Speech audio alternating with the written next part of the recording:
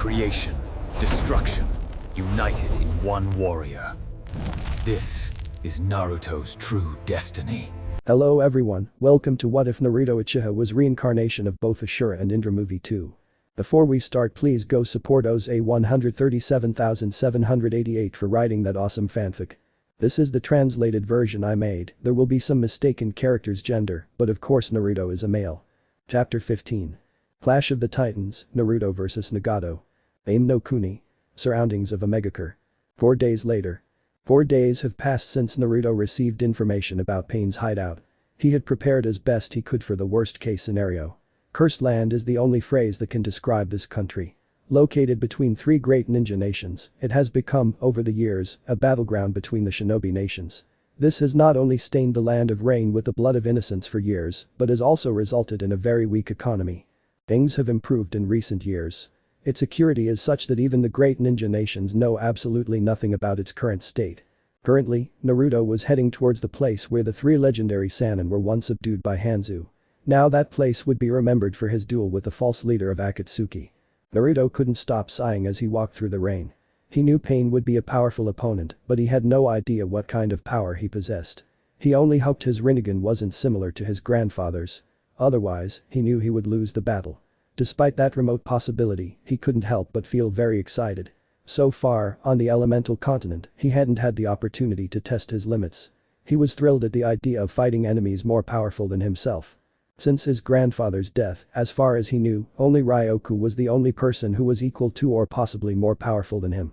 I sighed when I realized I had arrived at the designated place, and with nothing else to do, I sat down on a small rock waiting for my opponent. Little did Naruto know that he would have a very particular audience for his battle. Spy Team 1. A team of ninjas of about 10 people with Iwa headbands commanded by Katsuchi watched Naruto Uchiha from a distance with powerful binoculars.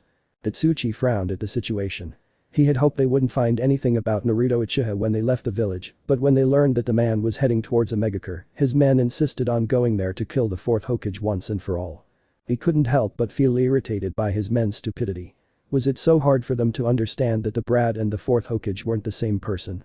He had nothing personal against the boy, and to be honest, he couldn't blame his ninjas for feeling so much hatred for the man. After all, during the last war, many of them had seen their loved ones die at the hands of the 4th Hokage. Damn it, Katsuchi, what are we waiting for? Let's finish off that bastard once and for all. Shouted a random jounin. That's right, Katsuchi, we have to finish off the Yondaime once and for all. Shouted another jounin. It's true, death to the 4th ranking official, another person encouraged. Yes, death to the Yondaime. They all roared. Will you shut up already, you idiots?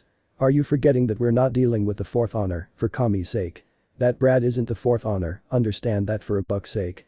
We're dealing with a dangerous SS-class ninja whose power is enough to defeat a Kage with easily. We have to be extremely careful. That brat has the skills to kill you without even breaking a stopping effort. I won't let you die because of your stupid hatred. If I ever hear one of you idiots call that damn brat the 4th honor, I swear I'll kill you all, understand? Katsuchi yelled, fed up with the situation, while his ninja they watched in terror. Hi Katsuchi-sama, everyone shouted. Katsuchi sighed as she turned her gaze back to the binoculars. She frowned when she saw Naruto sitting on a rock as if he were waiting for someone. She wondered what the hell he wanted in this place. She knew that a Megakure was probably the safest place on the continent since in recent years, every spy who went to that place never returned. Spy Team 2. A team of spies from Kurigakure no Sato, commanded by Ao, watched from a safe distance with the help of binoculars, and Ao's Byakugan as Naruto Uchiha sat quietly on a rock, as if waiting for someone. They had heard rumors that Akatsuki was here and had come to confirm it. Spy Team 3. A small group of spies commanded by Dari of Kumo watched Naruto Uchiha with some concern. They had heard from their spies that Akatsuki was here and had come on orders from the Raikage to obtain as much information as possible about the organization, but the fact that Naruto was here complicated things. They knew firsthand about the boy's powers, and even worse, they wondered what the hell he was doing here. Spy Team 4. A team of Konoha ninja consisting of Kakashi Haddock, Might Guy, Yugao Yuzuki, Kurana Yuhi, Asuma Sarutobi, Tenzu, and Anko Mitarashi stared in shock at their chief's son. They had originally come to Aim no Kuni only as a stopover on their way back from an S-rank mission, but when they heard in one of the smaller towns that Naruto had been hanging around, they decided to gather as much information as possible and, if they could, convince him to come to Konoha. Shouldn't we try to talk to him? Kurenai asked seriously. No, not yet. If you notice, it's obvious he's waiting for someone. We need to find out what business he has here, Kakashi said seriously. Kakashi-senpai is right, and don't forget that guy isn't a normal ninja, we must avoid a confrontation at all costs, Yugao said seriously. It's a shame, I wanted to put my youthful flames to the test, Guy murmured. Back with Naruto. Naruto was starting to get impatient. Pain had taken too long and frankly, he was starting to get bored. He was about to light a cigar when he saw 6 figures walking towards him. He saw that they were all different people, but they all had orange hair with piercings in various parts of their bodies, and they all had Rinnegan eyes. Visum had told him about this ability. Apparently, the 6 people in front of him were corpses controlled by the original Pain through the piercings in their bodies. It was one of the Rinnegan's best abilities, in his opinion, and even though he didn't know if Pain's Rinnegan was his own or had been transplanted, he was a worthy wielder. So you're the famous Pain, you took too long, you know, I was really starting to get bored, Naruto muttered with a frown. I'm sorry to have kept you waiting, but it's time you knew the true power of Pain, Tendo said in an icy voice.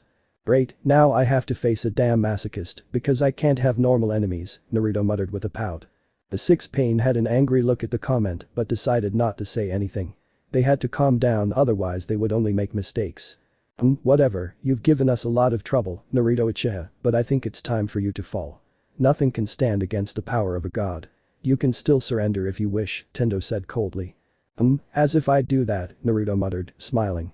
Pain, Shirado, lunged towards the blonde man, pulling a metal blade from his body with the intention of piercing him. Naruto stood up from his seat with a bored look, a large amount of Dragon Slayer magic was forming in his hand, he activated his Sharingan and moved his hands, as if he had a sword, a spear made of Apodogos came out of his hands. Barashiryu no Chidori Izo Naruto murmured as he cut Shirado in 2 with the Chidori spear. Pain looked at him with some surprise. You have some good tricks, said Tendo as Chikishodo lunged towards Naruto making hand seals. Naruto followed his example, performing hand seals at high speed. Fuchius no Jutsu they both shouted at the same time. 2 enormous clouds of smoke enveloped the area, revealing 2 birds.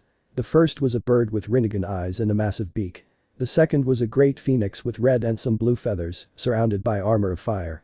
Brat, why have you summoned me, and why the hell are you fighting against a Rinnegan user? The phoenix asked curiously.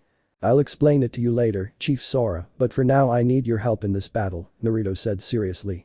Alright brat, but I expect you to give me a good explanation when we're done, said Sora, as Naruto nodded. Both birds clashed in the skies while Naruto and Chikishodo performed hand seals at high speed. Fuchius no Jutsu. They both shouted. From Pain's side appeared a 3-headed dog, an ox, a rhinoceros, and a chameleon, all with Rinnegan eyes. From Naruto's side appeared Raisin, the head of the Tiger clan, and another orange tiger with a lightning-shaped scar over its right eye. Finally you call me for something worthwhile, brat, but how the hell does that guy have the Rinnegan? Raisin asked, looking towards his opponents. They must be powerful if you've summoned both of us, murmured Naranda the tiger. They are Ragin, but I don't know why they have it either. I'll give you an explanation when we're finished, said Naruto as Raisin nodded and Ragin smiled maliciously. Ha finally a battle worthwhile ha Raisin shouted joyfully, launching himself towards Pain's animals along with Ragin. The summons began an incredible battle.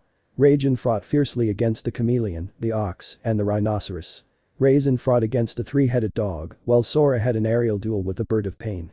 The bird with the Rinnegan carried Chikishodo on its back while Naruto rode on Sora's back. Chikishodo began launching explosive eggs, while Sora dodged the attacks with skillful maneuvers. It seems we'll have to show what we're made of, Chief Sora, said Naruto as Sora nodded. Naruto prepared one of the abilities that made legendary contract so different from others. He placed his hands on Sora's head, letting his wind magic flow into Sora's body. At the same time, Sora concentrated his chakra in his beak, causing a white and red energy to form. Heavenly roar of the Phoenix Dragon they both shouted as a powerful beam of fire shot out of Sora's mouth, striking the bird of the Chikishodo. Chikishodo was forced to jump off his bird's head to avoid being caught in the blaze. The bird disappeared in a cloud of smoke. Naruto smiled at his collaborative attack with Sora. That was what made legendary contracts so dangerous in the past. Normally, summoning contracts are only used by ninjas, while mages use celestial spirits, but legendary contracts adapt to the type of energy of their summoner, depending on the case, mage or ninja. In his case, he can use 2, so his summons can use 2 energies. Ragin had defeated his 3 opponents with relative ease. Now he watched the other fights. It seems Sora is still as strong as she was in her youth, Ragin muttered to himself. Raisin moved with great speed, dodging the dog's bites while launching his own attacks. Taking advantage of a moment of inattention from the dog, Raisin concentrated a massive amount of magical power in his snout and roared. Beast King Bomb roared as a huge bullet of lightning magic struck the dog, destroying it completely before disappearing in a cloud of smoke. Taking advantage of the commotion, Naruto appeared behind Chikishodo. "Arashiryu no Rikiri," Naruto shouted as he pierced Chikishodo's chest. Naruto pulled his hand out of Chikishodo, which fell to the ground with a hole in its chest. He used his Kamui to send the body back to his pocket dimension. Damn, he has the same ability as Madara, Tendo thought with some concern. "Do down," Naruto murmured as he deactivated the Rikiri. Naruto raised his hand as a magic circle formed, a Rasengan began to form, but the Rasengan began to be surrounded by yellow lightning. Around the Rasengan lightning blades formed, giving it the shape of a shuriken. The technique emitted a sound very similar to that of the Chidori. "Ahaha, let's see how you top this," Naruto laughed as he launched his technique. "Ryu no Rasen Shuriken." Naruto shouted as the shuriken hurtled dangerously close to Tendo. Akito appeared in front of the technique and began to absorb it. It's that he's the one who absorbs jutsu, Naruto thought irritably. He knew a lot about the Rinnegan since, after all, his grandfather possessed it, but knowing about it didn't lessen how problematic its abilities were. Is that all?" Tendo asked. He frowned when he saw Naruto smiling. The sound of a squeaking caught his attention. He watched with wide eyes as a wind shuriken similar to the Ryu no Rasen Shuriken approached him dangerously, along with Yugakudo and Ninjendo. "Futon. Rasen Shuriken," shouted another Naruto before disappearing in a cloud of smoke. Pain saw that the attack was dangerous, so he decided to act. "Shinra Tensei." Pain shouted as the Rasen Shuriken disintegrated just centimeters from touching him. Naruto kept his face expressionless as Tendo, Gakido, and Ninjendo launched their attack. Jigakudo approached Shirado's body and summoned a demon-shaped statue which swallowed Shirado whole. Naruto, using re-equip Seiko Ikazuchi no Kiba just in time to block a Ninjendo attack with a black metal rod. Clang. Clang. Clang. Clang. Clang. Clang. Naruto and Gakido clashed weapons in an attempt to kill each other. Naruto formed hand seals at incredible speed. "Heitan. Gakakyu no Jutsu," Naruto shouted as he spat out a huge fireball that Gakido absorbed. "Ansho Tenin," he shouted tensely, extending his hand towards Naruto, who felt an invisible force pulling him towards Tendo. Shirado, who had been restored by Gakido, prepared a blade to kill Naruto. Naruto instantly understood his plan and disappeared with Kami no Kosen. "Hide Mitsurugi Ryu. Ryu Su-sen." Naruto shouted, appearing in front of Shirado. Shirado fell to the ground, shattered to pieces. Naruto made a hand seal. "Kaiten. Gakakyu no Jutsu." Naruto shouted, spitting out a fireball that incinerated Shirado's body. The blonde boy shielded himself from a Ninjendo cut. "Let's see how you do against this," Naruto murmured as he formed hand seals. "Hyoten. Ice Ring," Naruto shouted as a current of icy wind shot from his hands in the direction of Ninjendo. The cold air froze as Ninjendo's body became trapped in a ring of ice. Gakido quickly went to free Ninjendo. Naruto saw Tendo extend his hands toward him, intending to pull him closer. Naruto jumped just in time to avoid it. He formed hand seals at incredible speed before raising his hands and interlacing them. "Hyoten. Aurora Execution," Naruto shouted as he lowered his arms, pointing them forward and firing a freezing beam. Saint Seiya technique. Tendo was preparing to repel the attack, but was surprised to see that the technique was not going towards him, but towards Jigakudo, who received the attack directly. Tendo had to move away from Jigakudo as the cold air passed very close to him and began to freeze him. When the attack ended, Tendo watched in terror as Jigakudo was frozen and pale-skinned.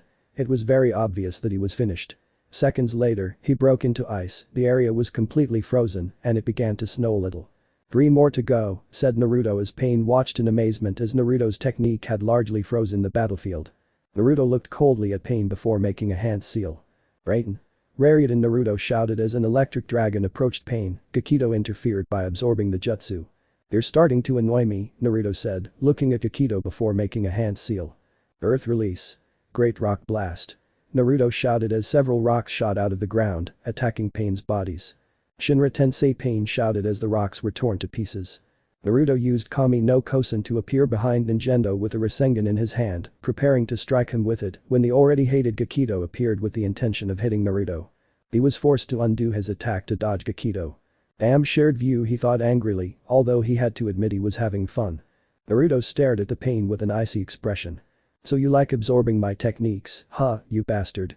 Well, let's see how you like this," Naruto thought maliciously before his eyelids turned yellow and his chakra and magic power levels increased to inhuman levels. He began to form a Rasengan in his hand, the Rasengan began to grow and grow until it became much bigger than Naruto. Naruto lunged towards Gakido, hitting him with his jutsu. Senpu. Cho Adama Rasengan Naruto shouted as Gakido absorbed the technique just as Naruto expected. Tendo watched with curiosity as Naruto struck the attack against Chigakudo, knowing that it would absorb the attack. It's useless, Naruto Uchiha, you will never be able to stand against the power of a god, Tendo said monotonously. Ah, we'll see about that, Naruto laughed as, to Tendo Gakido's surprise, he began to petrify. What the hell? I murmured, in shock. Senjutsu is based on natural energy. When someone who doesn't know how to use or control it uses it, they turn to stone. Ironically, their power was their downfall, said Naruto as Gakido finished petrifying. He gave a powerful kick to Gakido, tearing it to pieces. Now only 2 more to go, Naruto murmured before forming hand seals. Fire release. Great fire release, Naruto shouted, spitting out a large jet of fire. Shinra Tensei Tendo shouted, shielding himself from the powerful fire jutsu. The fire touched the frozen battlefield, generating a cloud of steam. Naruto made a hand seal as water began to appear out of nowhere. Suiton. Suryudan no jutsu, Naruto shouted as a large water dragon lunged forward while Tendo watched with intrigue. The jutsu was heading towards Ninjendo, Tendo was preparing to help his other body, but suddenly a cage bunshin appeared hitting the ground. Earth release. Earth release. Naruto shouted as a column of earth lifted Ninjendo, the water dragon approaching very quickly. Tendo was preparing to help Ninjendo, but Naruto wouldn't allow it. Raiden. John, Naruto shouted as a lightning bolt attacked Tendo, who had to use his Shinra Tensei to defend himself. The water dragon struck Ninjendo, but Naruto gave it no rest. He made a hand seal. Wind release. Blast.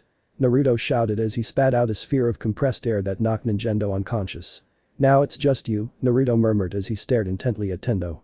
You've come a long way, but I think it's time to end this, Tendo said coldly as he clasped his hands together and a small black ball formed. What the hell is that? Naruto muttered to himself. This is one of my most powerful techniques.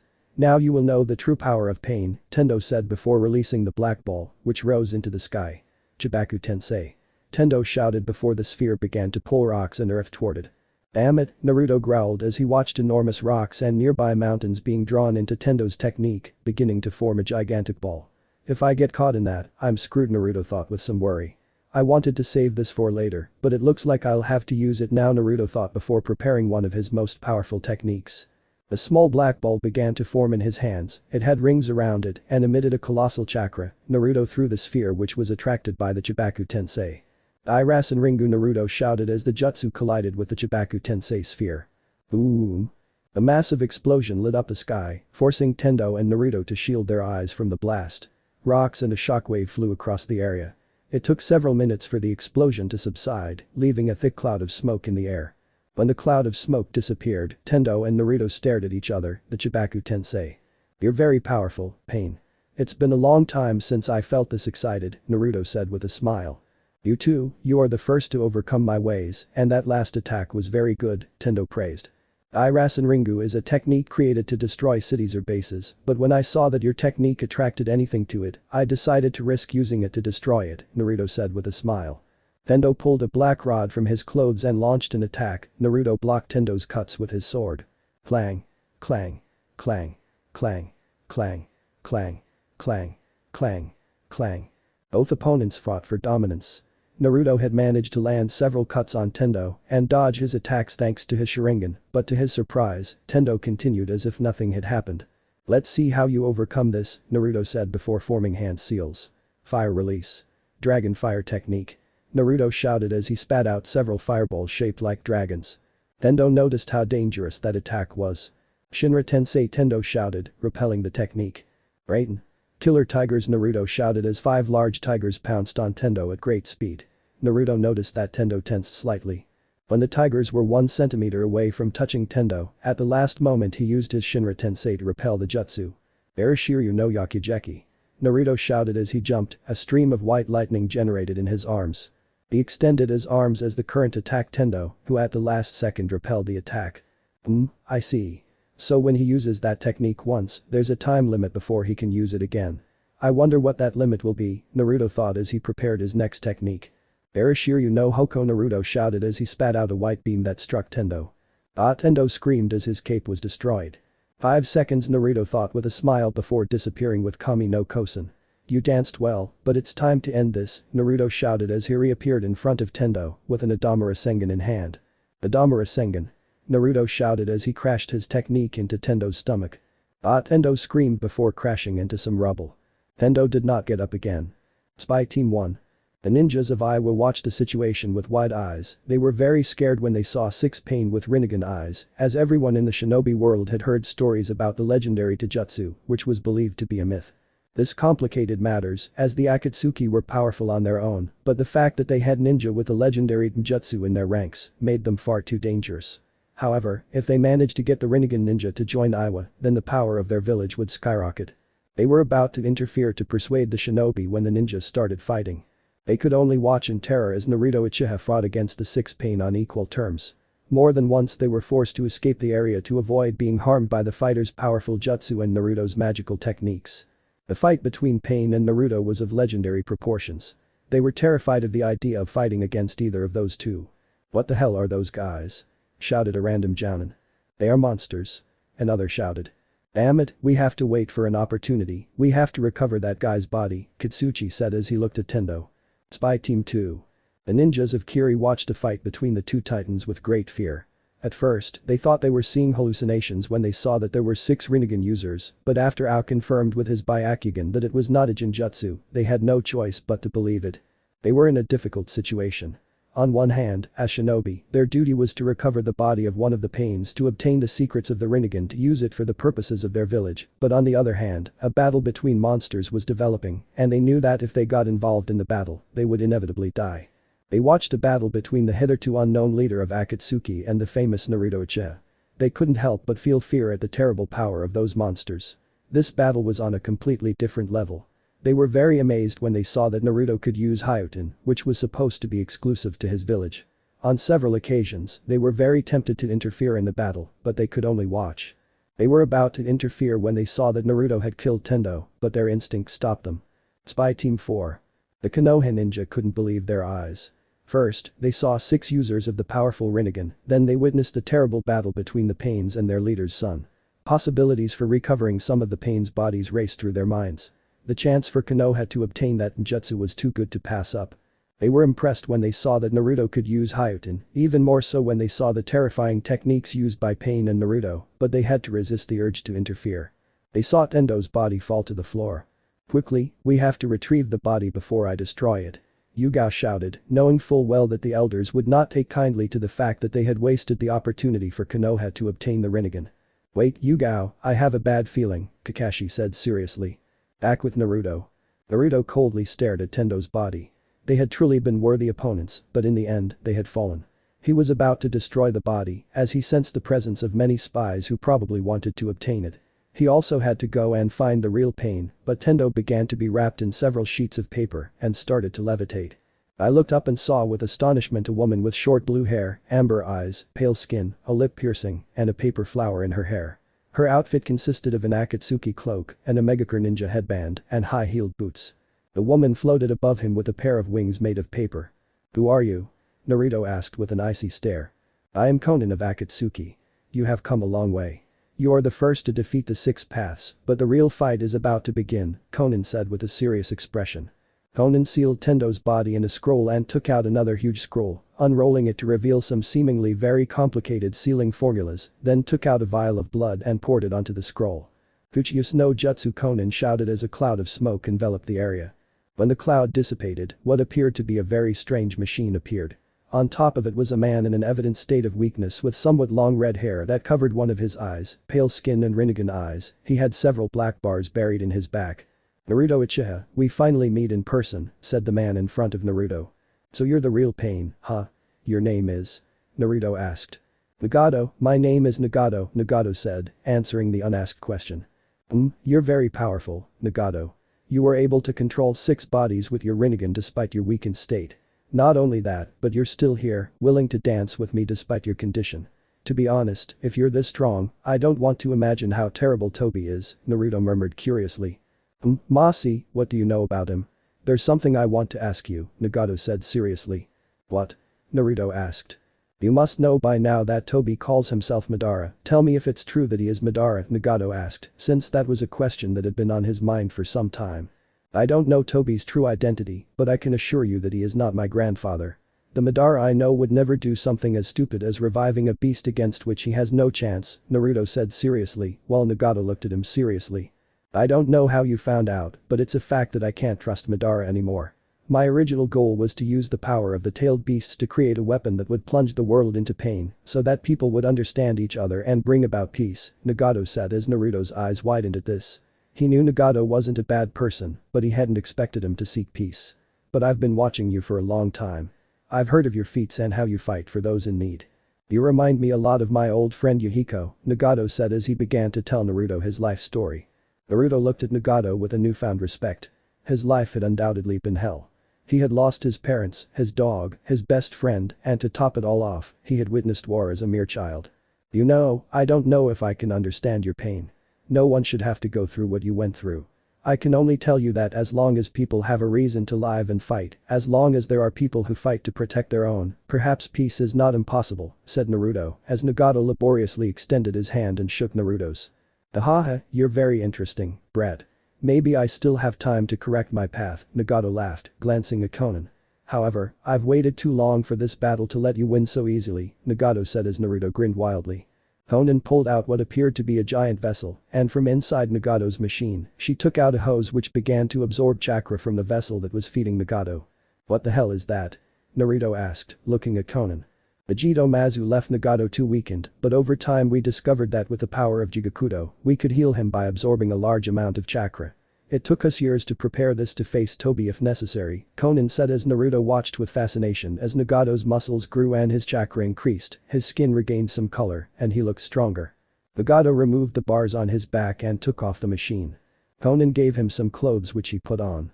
Now he wore black Anbu pants, black ninja sandals, and a black cloak. Okay, let's begin, Nagato said seriously. Ha ha ha ha ha ha ha, this will be fun, Naruto laughed before launching himself towards Nagato. The two opponents engaged in a fierce taijutsu fight, powerful shockwaves resonating throughout the area as Nagato and Naruto battled for over an hour, each trying to gain the upper hand. Naruto had to acknowledge Nagato's now recovered power. Without a doubt, he was the second strongest opponent he had ever faced. The first was undoubtedly Ryoku a few days before coming to the continent. At that time, despite being equal in power, Ryoku was much more experienced, and in the end, Naruto had lost. Bansho Tenin. Nagato shouted as Naruto felt himself being pulled toward Nagato, whose head had transformed into some kind of device that was accumulating a lot of chakra. Laser blast. Nagato yelled as he fired a powerful laser beam. Naruto disappeared with Kami no Kosen, just in time to escape the technique. Pain. Gakumakyaku, Naruto shouted as he spat a colossal wall of fire in the direction of Nagato. Shinra Tensei, Nagato shouted, repelling the jutsu. Nagato extended his arm, from which many missiles emerged in the direction of Naruto. Energy make. Arrows, Naruto shouted as he extended his arm and hundreds of arrows at high speed collided with Nagato's missiles, causing a huge explosion. Shura no Ko. Nagato shouted as his arm transformed into a cannon that fired purple energy. Ryu no Hoko, Naruto shouted as he shot an electric roar from his mouth. Both techniques fought for dominance, in the end Naruto's technique won, making Nagato jump to avoid the roar. Arashiryu no Rasen Shuriken, Naruto shouted as he launched his Dragon Slayer Rasengan at Nagato. Shinra Tensei, Nagato shouted, making his technique stronger than usual to avoid the attack. They continued like this for hours and hours until they were both breathing heavily, staring intently at each other. I think we need to end this, Naruto said as Nagato nodded. I agree, Nagato said. They were about to lunge at each other when they heard the sound of someone clapping. Konan descended from the sky, and the three turned to look at the person who was applauding. It was none other than Tobi, who was applauding mockingly while looking at the three of them with his single Sharingan eye. A magnificent battle, I must admit, although I never imagined that you, Nagato, would betray me in front of everyone, Tobi said with faint pain. Silence, Madara, or should I say Tobi, you were the one who only used us for your purposes, Nagato growled furiously. Okay, I admit I used them, what are you going to do about it? Tobi asked, laughing. Naruto was about to launch himself at Tobi, but was stopped by Konan, who put her hand on his shoulder. Calm down, he betrayed us, it's our responsibility to take care of him, Konan said as Nagato nodded. Fine, but take this, Naruto said, handing Nagato a seal. It's a chakra seal. I prepared it in case you were stronger than expected. It restores your chakra and finishes him off, Naruto said, drawing a seal to restore his own power. Good, Nagato said as he restored the energy lost during the fight. So the two of you are going to face me, how nice, Toby said sarcastically. You bastard, you'll pay for the way you've used us, Conan growled. Ahahahaha, we'll see about that, idiots, laughed Toby. The rain grew even heavier, the wind roared, and the thunder cried out for justice. Naruto stood atop a rock, watching the battle about to begin. Chapter 16. The power of a demon, Adam the murderous demon of darkness. Aim no Kuni. Unknown location. Adam walked among the shadows leaning on his staff, his face could not be seen because of the darkness of his castle, next to him was Zetsu who had a thoughtful expression on his face. Are you sure about this, Adam-sama? Do you think it's the right time? White Zetsu asked. Obito can handle that brat perfectly well, I doubt his intervention is necessary, said Black Zetsu, looking at his leader. No Zetsu, Obito is no match for that brat. I know Madara too well, and I'm sure he trained the kid to his limit. He probably has a level at least comparable to Hashirama Senju's, Adam said as Zetsu's eyes widened in shock. Incredible, murmured White Zetsu with fascination. They arrived at a room where none other than the Jito Mazu was. Adam sat down in a chair, and Zetsu took a package of what appeared to be serum from a refrigerator and connected it to machines that began injecting the serum into Adam. Ah, it's time, Zetsu, Adam ordered as Zetsu nodded, both white and black halves separated, white Zetsu transformed into a white liquid which entered Adam's chest, black Zetsu transformed into a cloud of black energy and combined with Adam's body. Adam felt his body grow a little stronger and felt whole once more. He approached what appeared to be a chest, from which he took out what looked like a black cloak, several weapons, black armor with gold details, a pair of demonic wings, and a demon helmet. Imagine a dark demonic version of Sia's divine armor. Ahahaha, very soon, brat, very soon you will fall before me, Adam laughed as he headed towards the battlefield. Iwa team. The ninjas of Iwa witnessed what was possibly the most impressive battle of their lives. They stood frozen when the real Pain appeared and allied himself with Naruto Uchiha. The fight between them was legendary, to say the least. They considered intervening several times, but they weren't foolish enough to get caught in the crossfire. Just as they were about to continue their battle, they watched in astonishment as a masked man appeared before them and stopped them. From what they could hear in the conversation, the masked man was none other than the true leader of Akatsuki. Now, the battle of their lives was unfolding before them. Team Kumo. The Kumo ninjas had remained relatively calm during the espionage. They were surprised when the real Pain appeared and began an epic battle with Naruto. Some of them already felt a headache coming when they returned to Kumo. They knew that when the Raikage found out about this, he would probably want to fight these two. Just when things couldn't get any worse, a masked man, apparently the leader of Akatsuki, appeared before Naruto, Nagato, and Conan. They were now witnessing another historic battle. Team Kiri. The people of Kiri were still reeling from the shock of what they were witnessing. First, the real Pain appeared and began a battle with Naruto Uchiha. More than once, they had to escape to avoid being hit by the powerful attacks of both men. The battle lasted for hours, but neither seemed willing to give up. Then, as if things couldn't get any worse, a masked man appeared, calling himself the true leader of Akatsuki. Ao saw with his Byakugan that the man had a Sharingan eye. He almost had a heart attack at that. Now they saw a great battle unfolding on what remained of the battlefield. Team Konoha. The people of Konoha watched the situation impassively. They had witnessed firsthand the incredible power of Naruto and were now able to maintain their composure. They saw the real Pain fighting the son of the fourth Hokage and couldn't help but be somewhat surprised to see that what was once the battlefield was now only rubble and destruction. If things weren't worse, a masked man appeared and began to fight with Pain. Kakashi saw that he had a Sharingan eye and couldn't help but feel nostalgic. The man emitted a feeling that seemed familiar to him. But Naruto. Naruto watched with fascination the battle before his eyes. Nagato and Conan certainly made good use of teamwork, even Toby with his Kamui had had serious problems with both of them since he had pushed the technique to the limit. During all this time, Naruto noticed that Conan and Nagato had led Toby to a large lake where they were currently standing. Nagato and Conan were panting, staring at Toby, whose Akatsuki cloak was destroyed and who was breathing with difficulty. You guys are certainly annoying, that will make my victory satisfying when I have your eyes, Nagato, Toby said coldly. Those eyes don't belong to you, you bastard, Nagato said as Conan nodded. Ahahaha, you're wrong, Nagato, the one who gave you those eyes wants them back, it's natural that he takes them, said Toby as Naruto frowned at that part. Nagato and Conan's eyes widened in shock. Conan launched herself towards Toby with her paper wings and surrounded by hundreds of pieces of paper, all of which passed through Toby, as if he were a ghost. She tries to launch multiple attacks so I can't materialize, haha, she's cunning, Toby thought before grabbing Conan by the neck. Ah, Conan moaned as she felt Toby crush her throat. Toby activated his Kamui to send her to his pocket dimension, but he watched in terror as his papers were sealed with explosive tags. Ansho Tenin Nagato shouted, pulling Konan towards him before Toby exploded.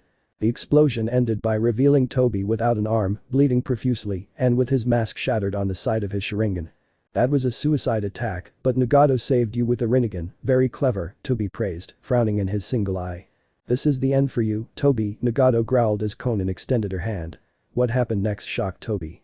The spies and Naruto the water split in two, revealing an abyss made of countless squares of paper. Konan floated in the air thanks to her paper wings, Nagato with his mastery of gravity, and Naruto with his wind magic. Incredible, Naruto murmured as he watched Toby fall into the abyss. Toby tried to escape by teleporting, but multiple explosive tags attached to his body. Toby cancelled his technique to become intangible, avoiding the explosion. Don't think we were with you all this time for nothing, Toby. We always knew that sooner or later you would betray us, so we prepared for it. We observed your technique many times and discovered that you need to materialize before teleporting. This process is slower than when you absorb others, Nagato said coldly. The plan was to exhaust you when I regained my body at its best, while Konan prepared this technique to kill you, Nagato said as Toby stared at them in shock. Damn, I can't keep teleporting, I had to cancel my escape to become intangible and escape that last attack, Toby thought irritably. Besides, you can only remain intangible for 5 minutes, Konan said seriously. Incredible, they discovered the weak points of Kamui, Naruto thought, very impressed. Toby then noticed that all the pieces of paper were actually explosive seals. Shit. Roared Toby upon seeing the trouble he was in, quickly uncovering the other side of his mask and revealing another Sharingan. This explosion will last for at least 10 minutes, Konan said before activating the technique. Boom. Boom. Boom. Boom. That was what echoed in the water as Toby was caught in the powerful explosion. What an incredible technique. Naruto shouted in shock, but thanks to his Sharingan, he noticed that something was wrong. Konan was about to fall but was stopped by Nagato. You used a lot of chakra with that technique, Nagato said as he transferred some of his chakra to Konan. Yes, but thanks to this he must be dead? A voice asked childishly from behind him. They both turned around and saw with terror Toby, who had seen better days, with the upper part of his mask destroyed and with an icy look. Toby was about to pierce Konan with a pipe, but Naruto appeared in a yellow flash and blocked the attack with Ikazuchi no Kiba. Impossible, we simulated this several times, you should be dead, Konan said in shock. A forbidden technique called Izanagi, in exchange for the side of one eye you can connect reality with an illusion. It is a technique that only those who possess Uchiha and Senju powers can use, said Toby as his left eye closed. Haha, so you used that technique, a desperate measure like sacrificing an eye, that means you somehow transplanted Senju cells into your body to be able to use that jutsu, Naruto said with an icy stare. Haha, it doesn't surprise me that you know about the technique. After all, your grandfather wanted to perfect it for years, but he valued his eyes too much to even try, Toby mocked as Naruto frowned. How the hell do you know that? Naruto asked angrily. That doesn't matter. What matters is that my jutsu makes me unique, Toby said as Naruto began to laugh. Ahahaha, I find it incredible, without a doubt you are unique, Toby. Oh, should I say Obito Uchiha? Naruto asked with a laugh as he gave Toby a powerful kick to the face, sending him backwards and destroying his mask. The face belonged to a man with short, spiky black hair. The left side of his face was scarred, while the right side was that of someone around 30 years old. Toby stared at Naruto in shock, wondering how the hell he knew that. How the hell do you know that? Toby asked angrily, seeing that his identity had been revealed. Team Konoha. Obito. Kakashi shouted in shock as he was restrained by the other team members from jumping onto the battlefield. Kakashi, you need to calm down, Asuma shouted while holding Kakashi. But how the hell is Obito alive? Why is he the leader of Akatsuki? Why didn't he return to Konoha?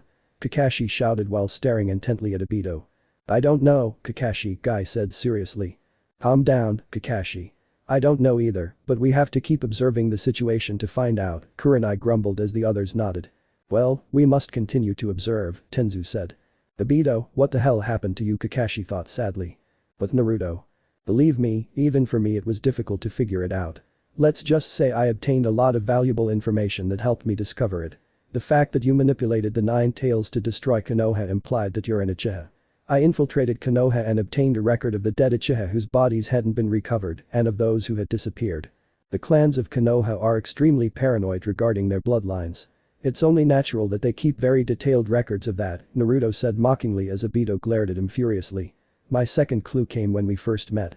Your chakra was very similar to Haddock's eye when we met in Nami no Kuni. It was too much of a coincidence, but I preferred to investigate further. The third clue came when I faced Kisame. He was a tough nut to crack.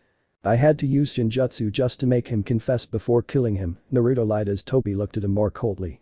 I learned that you controlled the Mizukage and started the bloodline purge.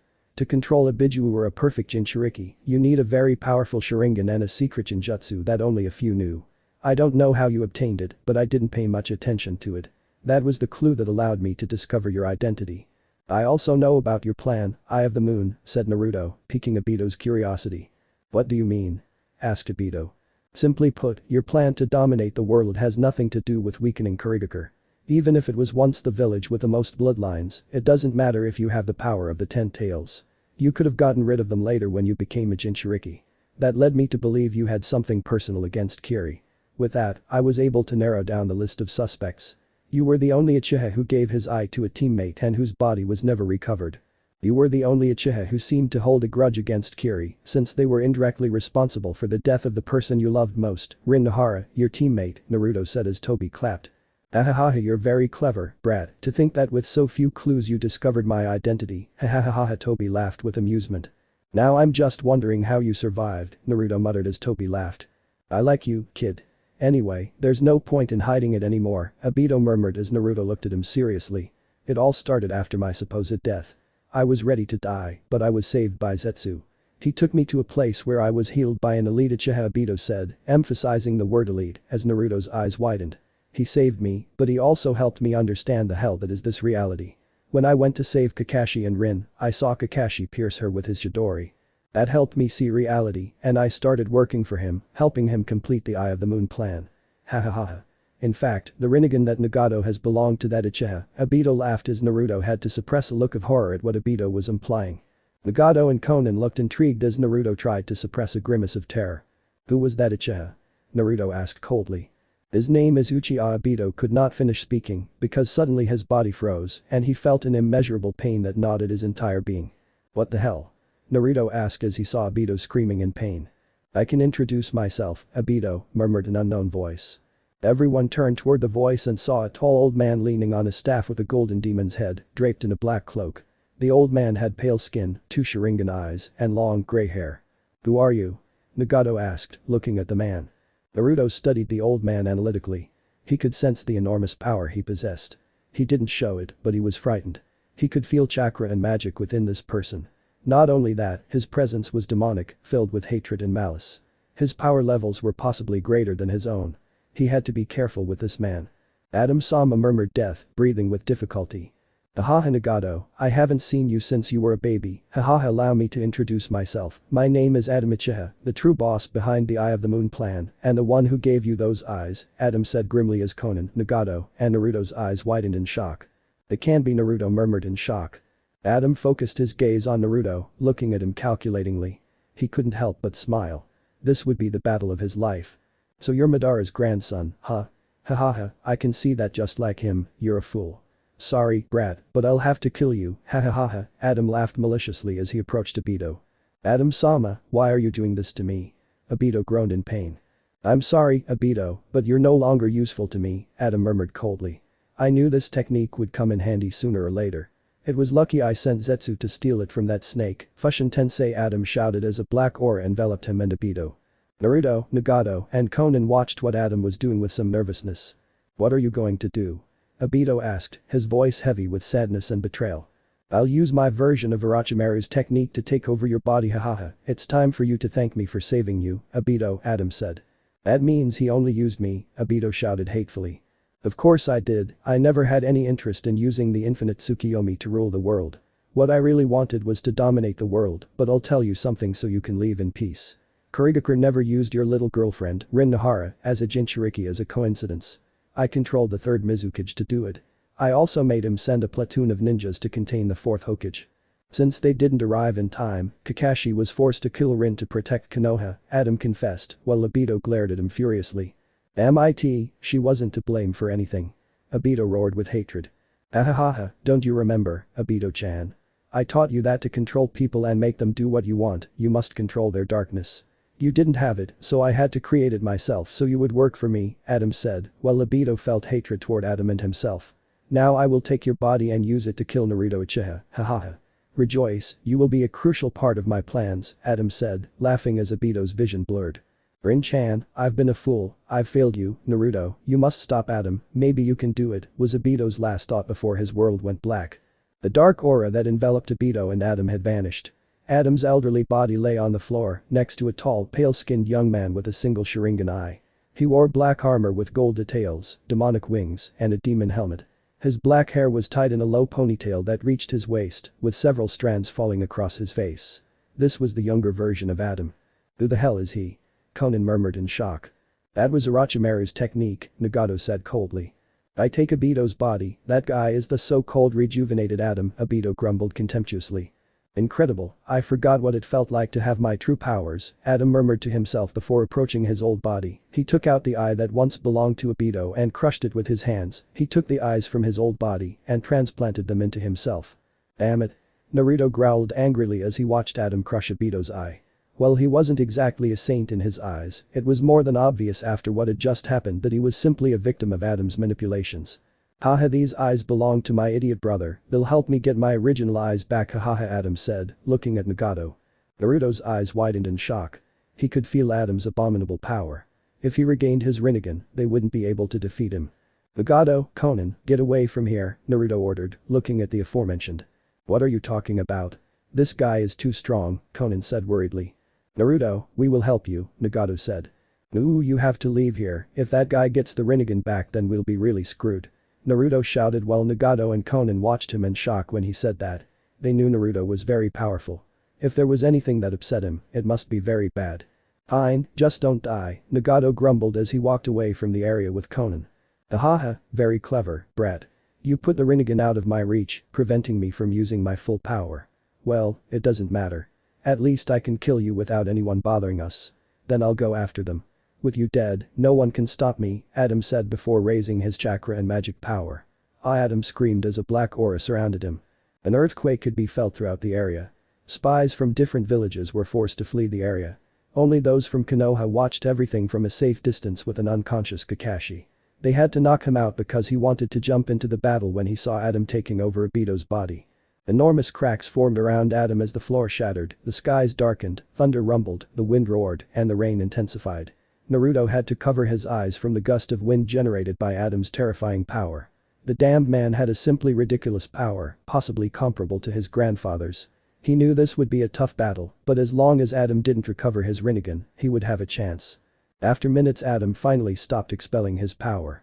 Wonderful, it hasn't diminished, Adam murmured with a smile. Adam snapped his fingers and a huge barrier of runes surrounded the entire area. What the hell? Naruto grumbled, looking at the runes. I'm just making sure you don't escape.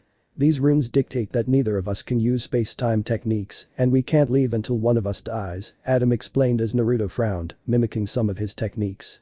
Let's begin, brat, Adam growled as, to Naruto's surprise, he activated the Heiken, but also activated his EMS as the flames of the Heiken turned black. Let's dance, Adam, Naruto growled as he activated the Heiken, just as Adam activated his EMS, turning his flames black. Both opponents lunged at each other in a fierce Jujutsu fight, shockwaves resonated throughout the area, leaving a trail of black fire. Naruto had to acknowledge Adam's skill in Jujutsu. He was very strong and very fast.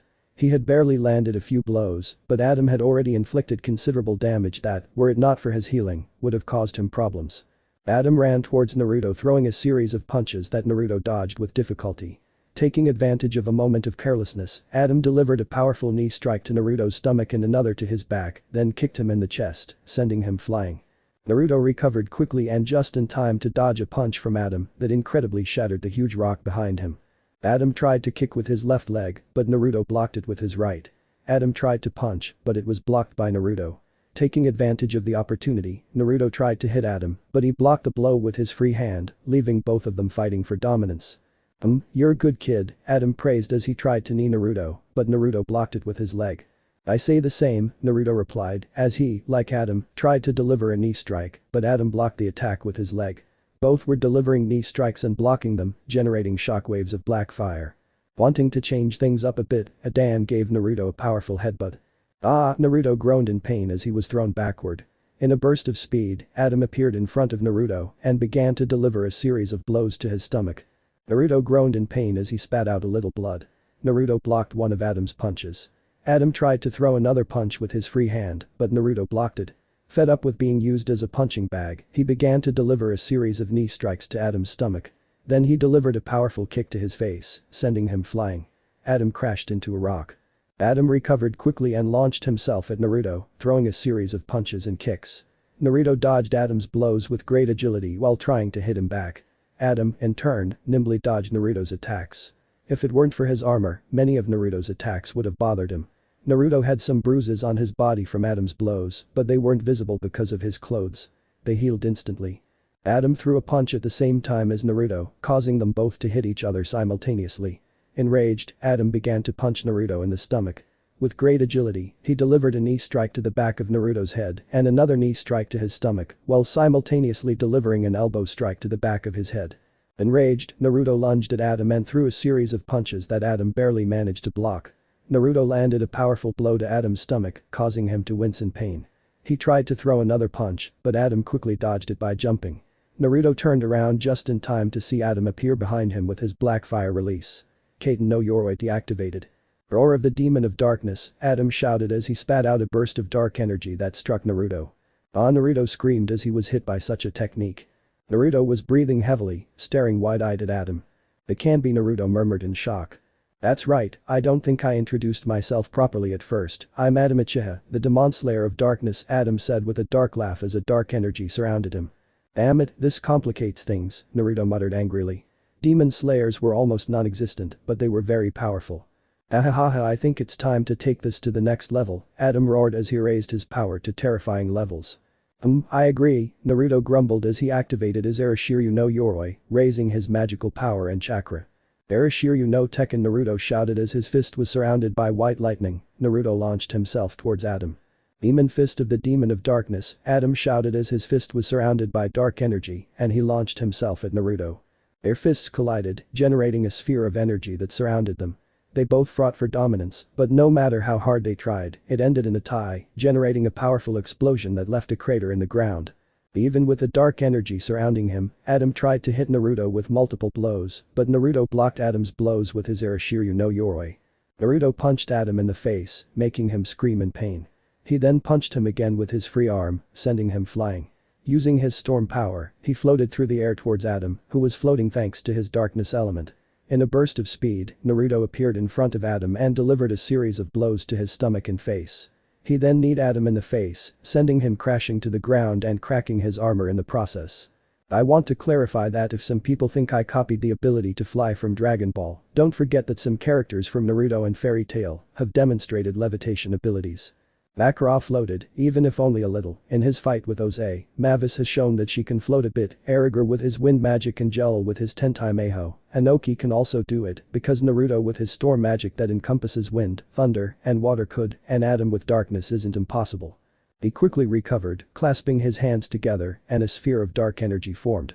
"Demon Sphere of the Demon of Darkness," Adam shouted as he threw the sphere towards Naruto.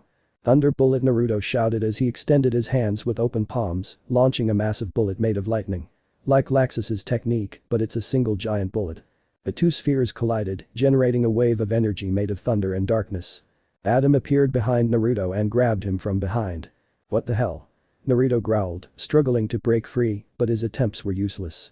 "Haha, let's see how you survive this," Adam laughed as he began to rise into the air, and when he was high enough he turned around and began to plummet down. Naruto watched in horror what Adam was planning and quickly prepared himself. Just centimeters from the ground, Adam released Naruto and rose into the air to avoid crashing. The cloud of smoke covered the place as a gigantic crater appeared where Naruto crashed. Adam frowned when he saw with his Sharigan that things hadn't gone as planned. The cloud of dust cleared, revealing Naruto with several head wounds and his clothes torn to shreds, leaving only his pants, boots, and necklace. The wounds closed quickly, and Adam soon deduced what had happened. "Ahahaha, I see, the skin of dragons is legendary for its powerful resistance. You concentrated your magic power at the last moment in your skin, in an attempt to use that ability since being a Dragon Slayer, it is not impossible for you. Of course the force and height with which I threw you was great, you received considerable damage, but that healing of yours saved you, or am I wrong?" said Adam with a laugh. "You're very clever, you know," Naruto murmured coldly.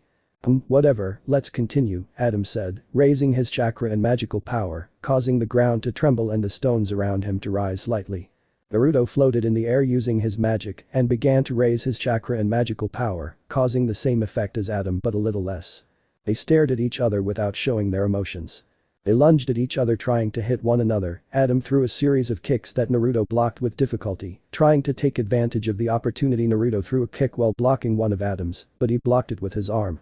They continued like this for hours. They separated and tried to hit each other again. Adam grabbed Naruto by the shoulders and tried to deliver a series of knee strikes to Naruto's stomach, but Naruto also grabbed him by the shoulders and blocked Adam's knee strikes while trying to deliver his own. From outside the barrier, Nagato and Konan watched in amazement the battle between the two titans in the air.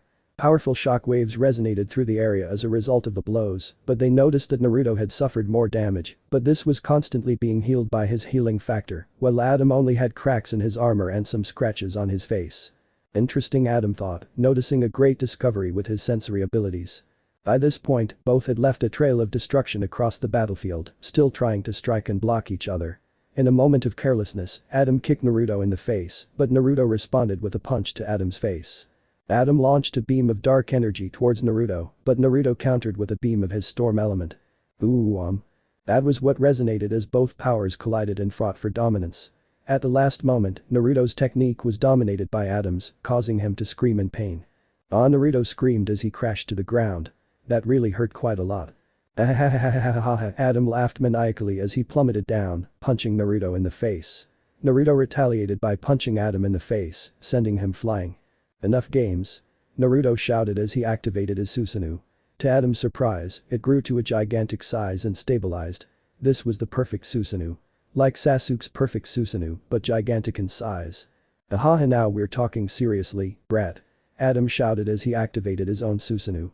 Adam's perfect Susanoo was diabolical to say the least, just like Naruto's. It had 4 arms and 2 swords, and a demonic face with wings similar to those of a dragon. Adam threw his sword at Naruto, but Naruto blocked the attack with his own sword. A colossal shockwave was generated by the clash between the 2 swords. Both Susanoo began attacking each other, literally making the place where they fought even more ruined. Despite everything, neither wanted to stop fighting. After several minutes, Adam deactivated the Susanoo and began to perform hand seals. Great, now what the hell is he planning? Naruto muttered to himself. Kuchiyus no Jutsu, Adam shouted as a cloud of smoke covered the place. The beast that appeared froze Naruto in his tracks.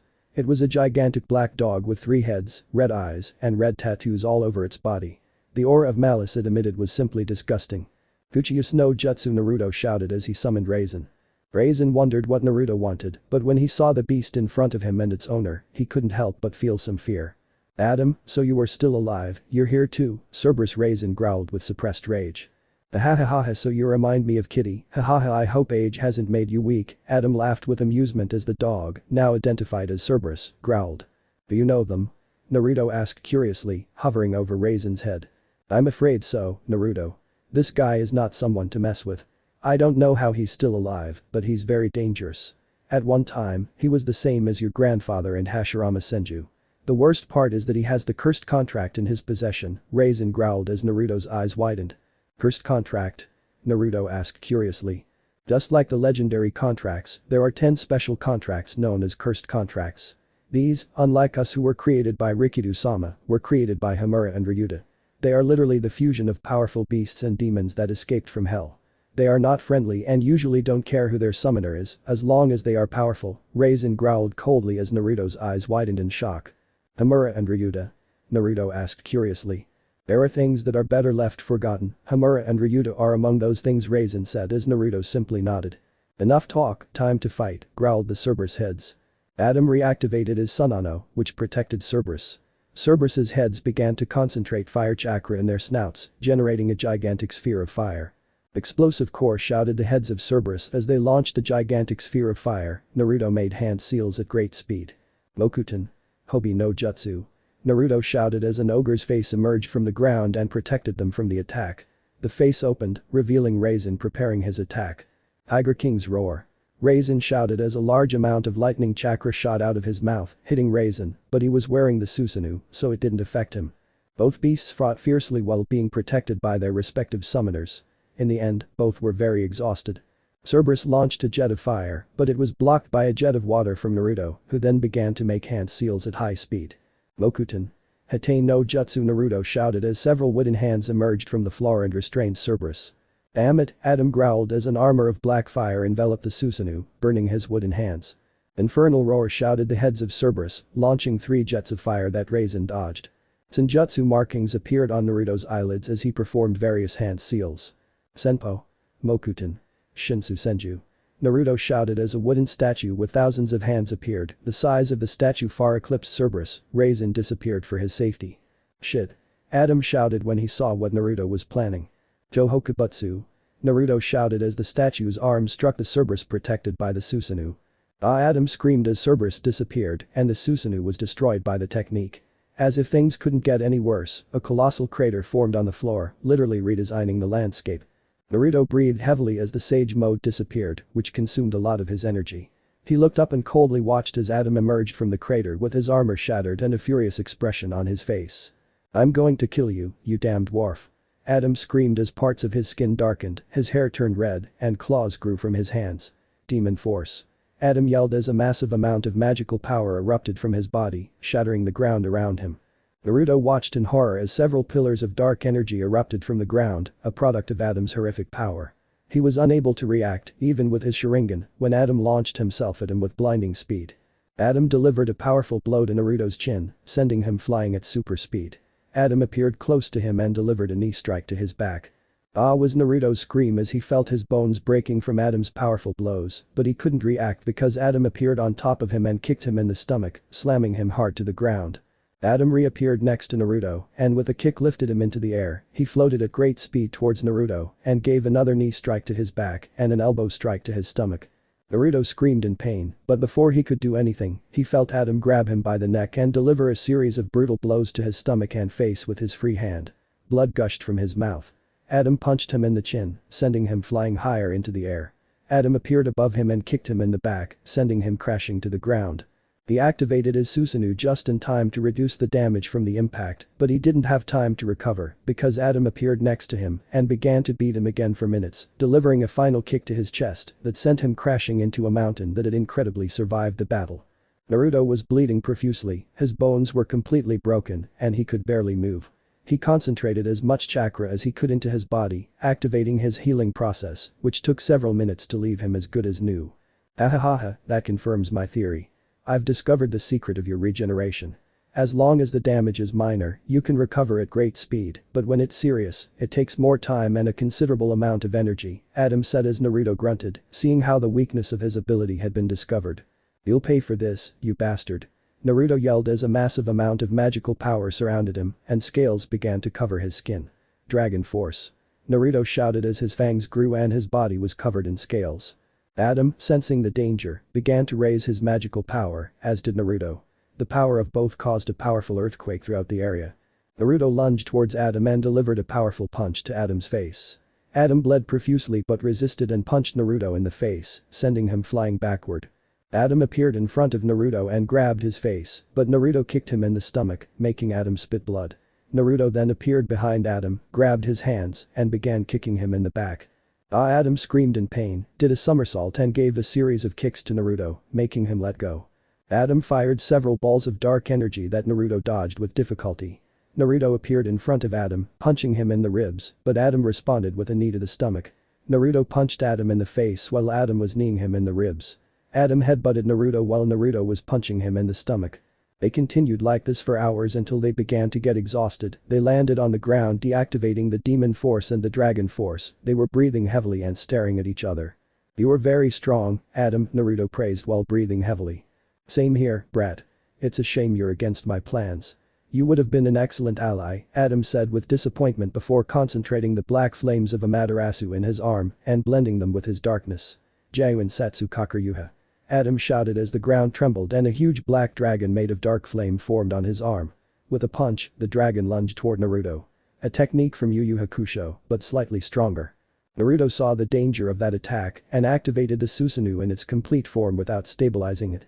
What happened next shocked Naruto. Adam's technique destroyed his Susanoo, leaving only a small trace of energy that protected him. What an incredible technique, Naruto murmured in shock. Ahaha, so you survived, huh? Adam murmured with amusement. Naruto prepared one of his most powerful techniques. Arashiryu no Rasen Shuriken, Naruto shouted as he launched the Rasengan at Adam. Adam stretched out one of his fingers and began to concentrate a large amount of magical power, and with his senses he saw that he added the yin-yang element to the mixture. Zero darkness, Adam shouted as a dark green energy shot from his finger, colliding with Naruto's Rasengan and causing a massive explosion. Technique from Bleach. The dust cloud generated by the impact dissipated, revealing Adam preparing another technique. Let's see how you overcome this, brat. Enten. Gakumakyaku, Adam shouted as he spat a huge wall of black fire in the direction of Naruto. Naruto created several shadow clones, and from his magical dimension, he took out several gigantic scrolls and ink bottles. Bukahoin, the clones shouted simultaneously as a large amount of chakra poured out of the scrolls, the chakra enveloping the fire and sealing it within the scrolls. You're starting to annoy me, kid, Adam growled before creating a small fireball in his hands. He could feel yin-yang energy in the thing. Let's see how you survive this, he growled before the ball began to envelop him and take the form of a gigantic humanoid. Fire release. Fire giant, Adam shouted as the giant began to attack Naruto. Naruto dodged the attacks with difficulty. The giant extended his hand and launched a powerful burst of fire. Water release. Naruto shouted, spitting out a huge jet of water that barely countered the giant's attack. Water release. Water release technique. Naruto yelled as a vortex of water struck the giant, but to Naruto's surprise, the parts that the water extinguished reformed. Ahahaha, it's useless, no matter how strong the water jutsu you use is, my giant will continue to reform, Adam shouted laughing from inside the giant. Naruto had to dodge another burst of fire, looking at the giant angrily. Several minutes passed like this with Naruto dodging the giant's attacks. He noticed a core in the giant's chest and decided to take a risk. Water dragon tsunami, Naruto shouted as he punched the ground, from which a huge tsunami emerged and completely struck the giant. You're a fool, Adam muttered as the giant began to reform, but he frowned when Naruto smiled, a small black sphere beginning to form in his hand. Rasen Ringu, Naruto shouted as he launched the black sphere toward the core.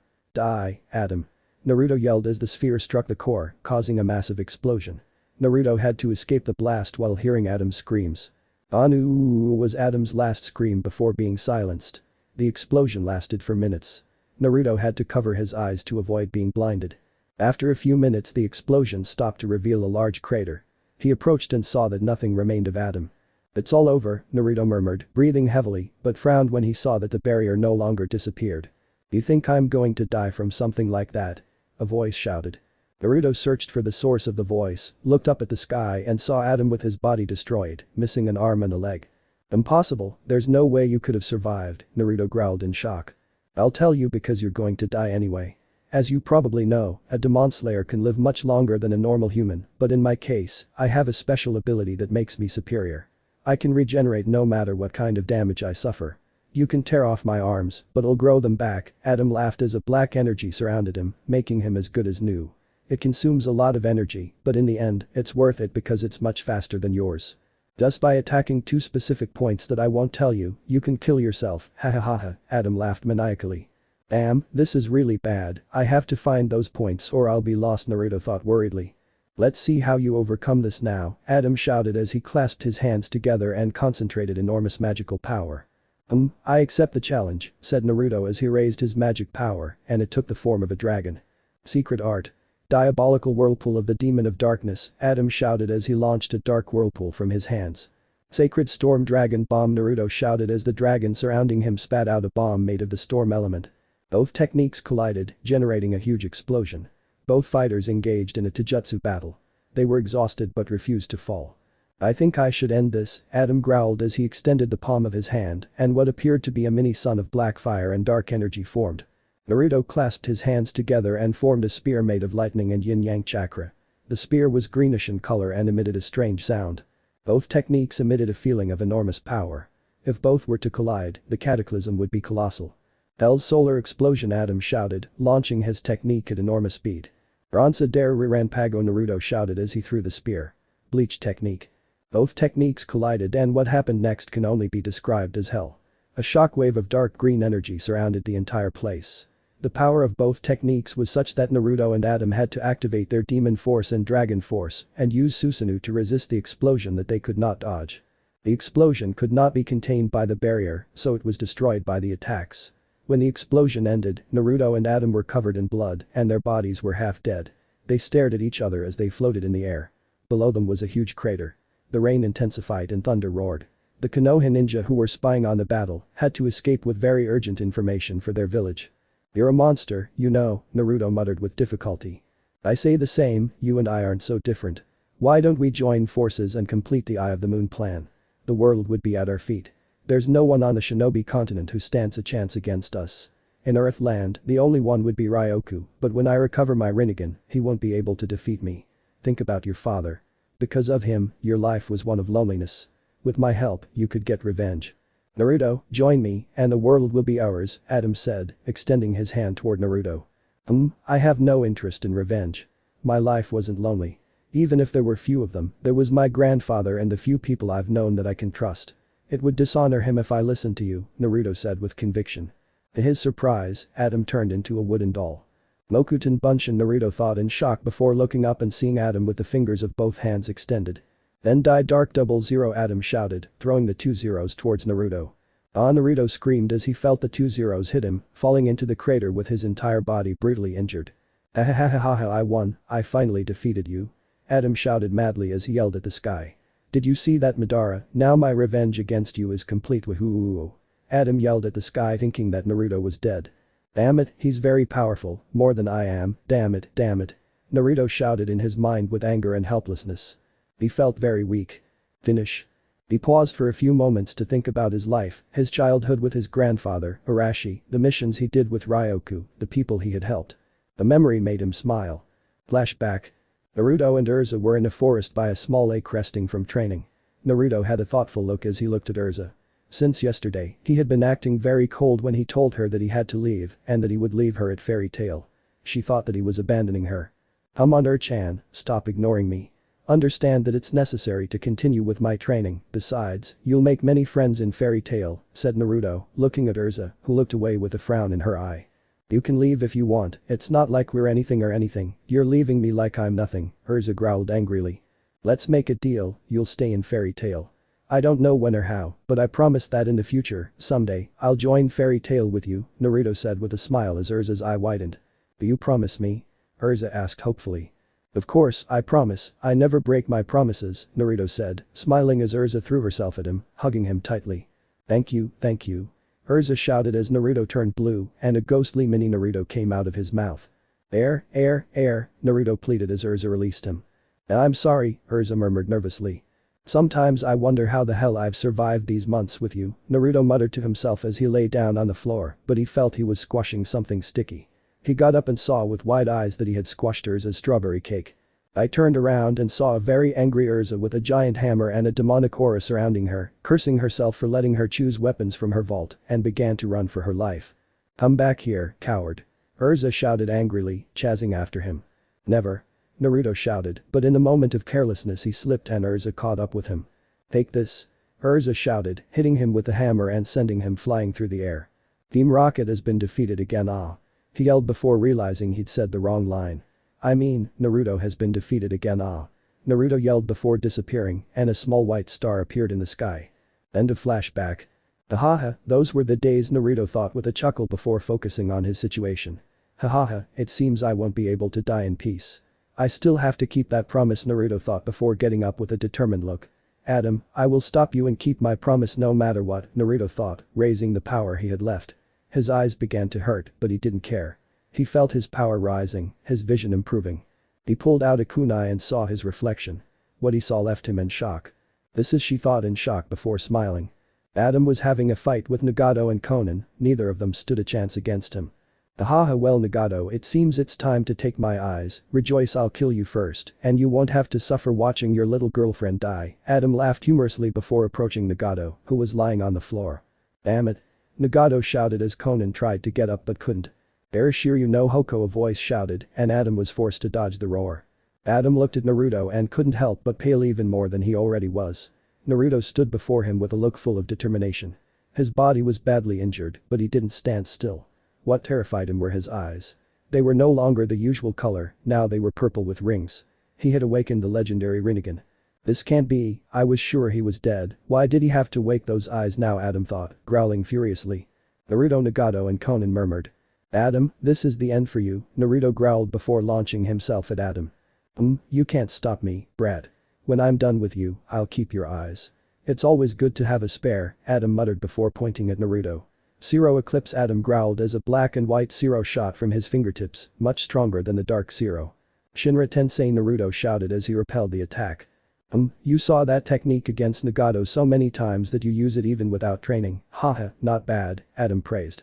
Arashiryu no Zero, Naruto shouted as he extended his finger and a white energy with black thunder came out of his hands.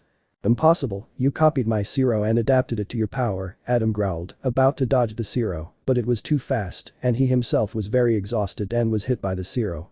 The explosion of Zero was enormous. Adam felt his body being completely electrified, but he resisted.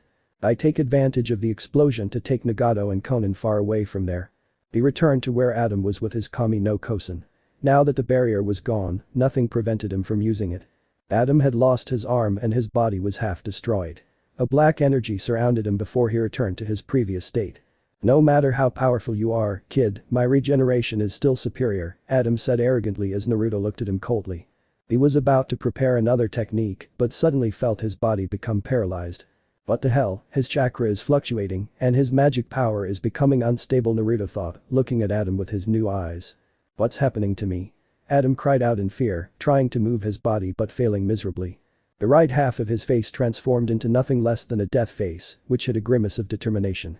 Naruto, you have to hit him in the heart or the brain, they are the only parts of him that he can't regenerate, defeat Adam. Obito shouted while Naruto looked at him in disbelief. You. Naruto murmured in shock. I know I made many mistakes, now I regret them. Naruto, I don't know if this reality is worth defending, but if there are people like you, maybe it is, Obito said with a smile. Thank you, Obito, Naruto murmured with a smile. Damn you, who do you think you are? I control this body. You are nothing more than a worthless puppet. Adam shouted, forcing Obito's presence to disappear. I'm counting on you, Naruto, were the last words Obito said before returning to Adam's body. Naruto lunged at Adam in an attempt to hit him, but Adam used all his strength to counter it. You damned fool, you think you can defeat me? I will rule the world. You are nothing but an insect in my path, Adam growled furiously as he extended his hand with his palm open. You will never be able to defeat me, I will not leave the world to someone like you, Naruto shouted, creating his lightning spear. Adam was about to create a solar explosion of hell, but felt something holding him back. I won't leave you, Adam, Obito growled inside his mind. Damn it, don't interfere. Adam shouted, trying to silence Obito's voice, but Obito used all his willpower to prevent it. I'd an ransa der Riranpago, Naruto shouted, launching his technique which struck Adam's heart. Ooh, damn yau, were Adam's screams as his body was destroyed. Rin-chan, I have paid for my sins, now I can die in peace, Naruto, I leave everything in your hands, were Obito's last thoughts as he felt life leaving him. First Madara, now his damned grandson, I curse you all, were Adam's last thoughts before dying once and for all. Naruto took one last look at the landscape. All the surrounding mountains had been destroyed and huge craters adorned the place. Haha, when Grandpa and the first Hokage fought they left destruction of this magnitude in the landscape, haha they clashed on many occasions, I wonder how the heck they didn't go bankrupt from paying for property damage, Naruto muttered jokingly before passing out. His body fell to the floor, but before it hit the ground he was caught by Nagato and Konan. To think that only two people caused all this, Konan murmured, still in shock. I thought I was a god, but this is a whole different level, Nagato murmured in agreement before taking Naruto to a megacure to rest. Today was a day that would mark the shinobi world forever.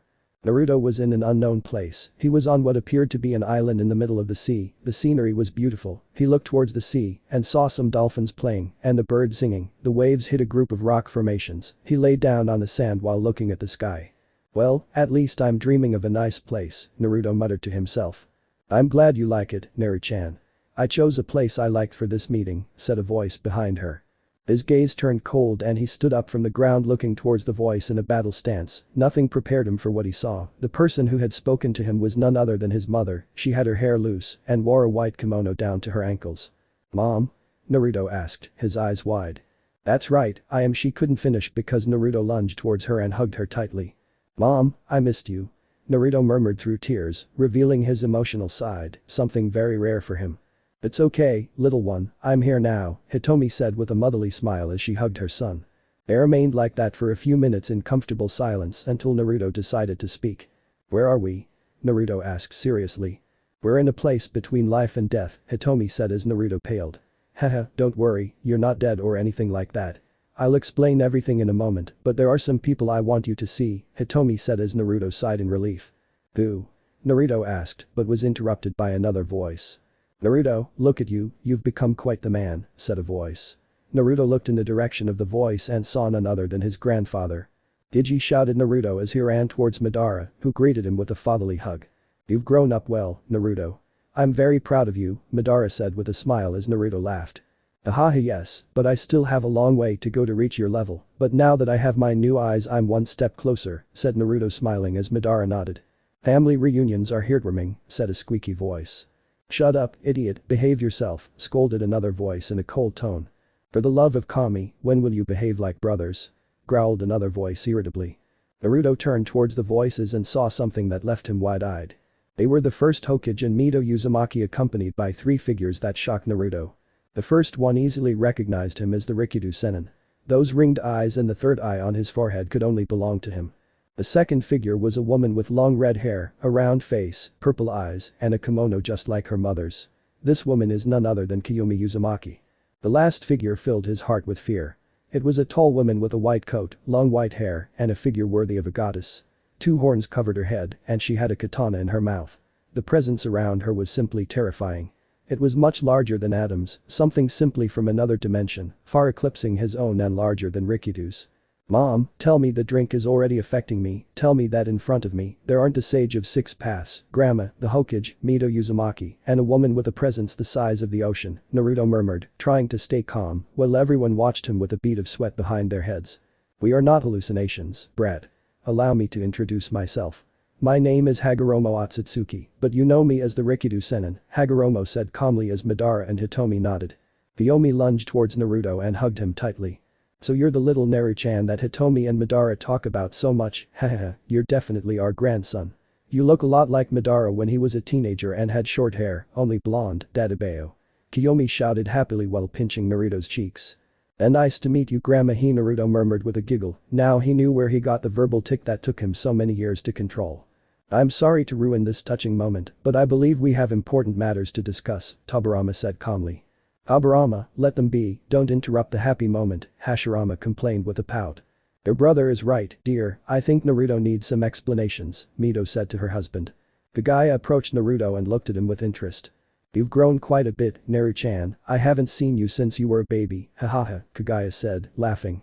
Do I know you? Naruto asked curiously. Perhaps you don't remember me since you were just a child, but I was the one who gave you that necklace that once belonged to Hagoromo. My name is Kagaya Otsutsuki, Hagoromo's mother, but perhaps you know me as the Shinigami, Kagaya said, smiling as Naruto looked at her in disbelief.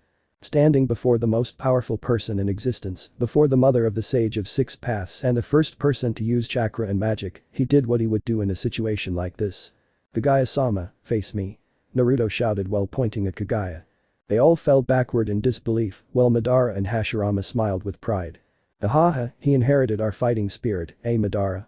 Hashirama said with a smile. That's right, Hashirama, Madara said proudly. After recovering from the shock, Hagoromo decided it was time to talk about serious matters. Naruto, the reason we brought you here is because of the Adam matter. Allow me to congratulate you. Thanks to you, the world was saved, said Hagoromo, extending his hand towards Naruto. You're welcome Rikido-sama, it was fun said Naruto, shaking hands with the founder of magic and chakra. However, Naru-chan, I'm afraid the world isn't safe yet. There's an even greater threat than Adam, Kagaya said seriously. Someone more powerful than Adam? Naruto murmured in disbelief. That's right, Naruto.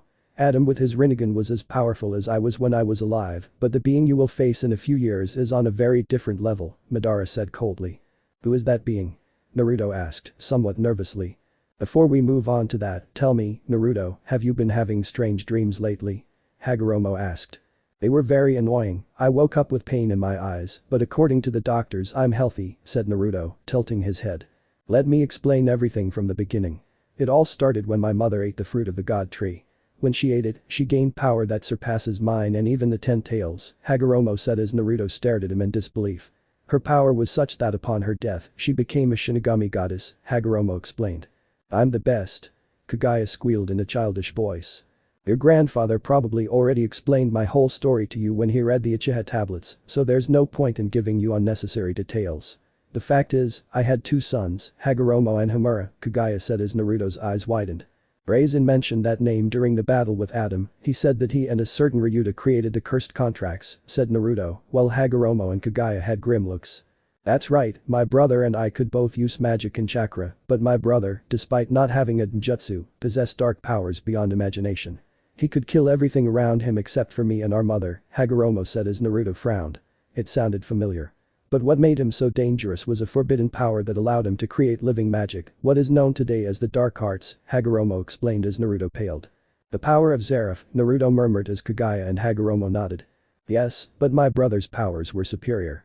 The god of the tree was meant to cleanse humanity of its sins.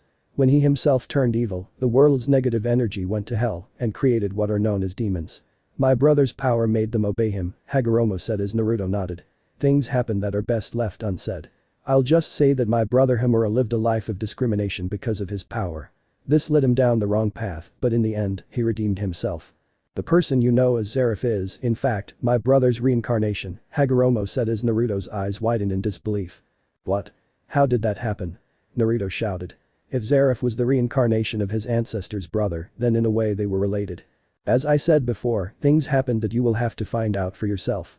The dreams you have had were a warning of the awakening of your Rinnegan. Naruto, you are the reincarnation of Indra and Ashura, my two sons, the founders of the Uchiha and Senju clans. Their souls are fused with yours, and that gave you access to my power, said Hagoromo as Naruto simply nodded. Incredible, I murmured in disbelief. Now that you have the Rinnegan, dreams will only occur occasionally, but in return you will be able to dream about the past and the future on rare occasions. Just remember, destiny is not written, you write it, Naruto, Hagoromo said with a smile. Don't worry, old man, I won't let you down, Naruto said with determination. As for Zeref, I'll only tell you that he is two people, yet one. You will have to defeat the being even more powerful than him. The fire dragon will take care of Zeref. Go to my temple in the Sea of Titans. There you will find the technique you must teach the fire dragon. The date X791 will be the beginning of everything, said Hagoromo as Naruto's eyes opened. Your dreams are the key, Naruto. I will give you the power I should have given to my two sons, and which now belongs to you, were Hagoromo's last words as he extended his staff toward Naruto. A light blinded him, and the last thing he heard were everyone's shouts wishing him good luck. I won't change the appearance of Naruto's Rinnegan. It will be the original, but it will still have the powers of Sasuke's. Personally, I like the original look better. Naruto woke up with his breathing ragged. He was in a dark room on a bed. His body was covered in bandages, and next to him was a piece of furniture with various healing items. Finally you're awake, huh? Nagato said, entering the room. Nagato, where are we? Naruto asked curiously. We're in Amigakure, we're treating your wounds. You've been asleep for 2 days, Nagato said calmly. Wow, that was a lot, said Naruto as he noticed that on his hands there were 2 tattoos, one of a sun and the other of a moon. Chapter 17. I'm going home. Earthland. Clover. 2 years after Adam's death. Clover is a small town located in a mountainous area. The town is famous for being the place where the masters of legitimate guilds meet from time to time, whether to discuss important matters or simply to waste time. In a small restaurant, we see a young man of 18 years old with wild, spiky blonde hair, blue eyes, and pale skin. He stands an impressive 1.79 meters tall, the same height as Minato. His outfit consists of a black, high-collared jacket open to the chest, a white t-shirt underneath, with his necklace of 6 Magatama beads, black jeans, combat boots, and fingerless gloves. Naruto's hairstyle is a combination of Primo Vongola's and Tsuneyoshi Saida's when he has a serious expression in Katekyo Hitman Reborn, but slightly longer. This is Naruto Uchiha. 2 years have passed since Adam's death. Naruto is now an 18-year-old young man. The last 2 years have been interesting for Naruto. Haha, it's good to be home, Naruto thought excitedly. It had been 4 days since he had arrived on the continent of Earthland after his time on the elemental continent. The reason he had stayed 2 years longer than planned is simple. Flashback. Naruto looked at the marks on his hands with intrigue. Possibly this was the power Rikido had given him. He looked at Nagato seriously. What happened during the time I was unconscious? Naruto asked, looking Nagato in the eyes. When we brought you to Amigakure, I ordered the border defenses to be fortified. When the spies from the various ninja villages find out what happened here, don't doubt that many spies will come. In fact, today a bingo book publication came out with our names and Adam's, since no one saw if he died or not besides us, Nagato said while Naruto had a thoughtful look. Show me the book, Naruto said as Nagato nodded. From among his clothes he took out a bingo book and handed it to Naruto, who began to search and what he saw surprised him. Name? Conan. Alias. Paper Angel. Age. Unknown. Appearance. She has short blue hair, pale skin, amber eyes, is tall, and wears a paper flower in her hair. Hekkei Genkai. None. Chakra levels. Mid-level cage. Threat level.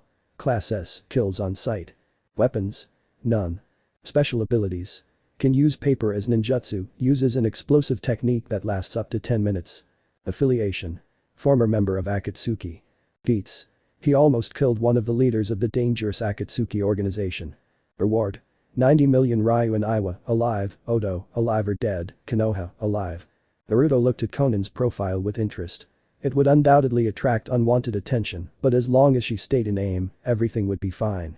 Without further ado, he moved on to the SS section, which was quite poor, since almost no one had reached that level these days. Name. Nagato. Alias. Aim no Kami o Pain. Age. Unknown. Appearance. He is very tall, has red hair that covers one of his eyes are Rinnegan, and he has pale skin. Hekkei Genkai. Rinnegan. Chakra levels. Low Biju level. Threat level. Class SS, flee at first sight. Weapons. Black bars. Guchius. Three-headed dog, rhinoceros, bird, and chameleon all have the Rinnegan. Special abilities. He has the powerful Rinnegan, a Dojutsu that was previously believed to be a myth. It is believed that he can use 5 chakra natures, repel and attract objects, and many other abilities. Affiliation. Former leader of Akatsuki. Feats.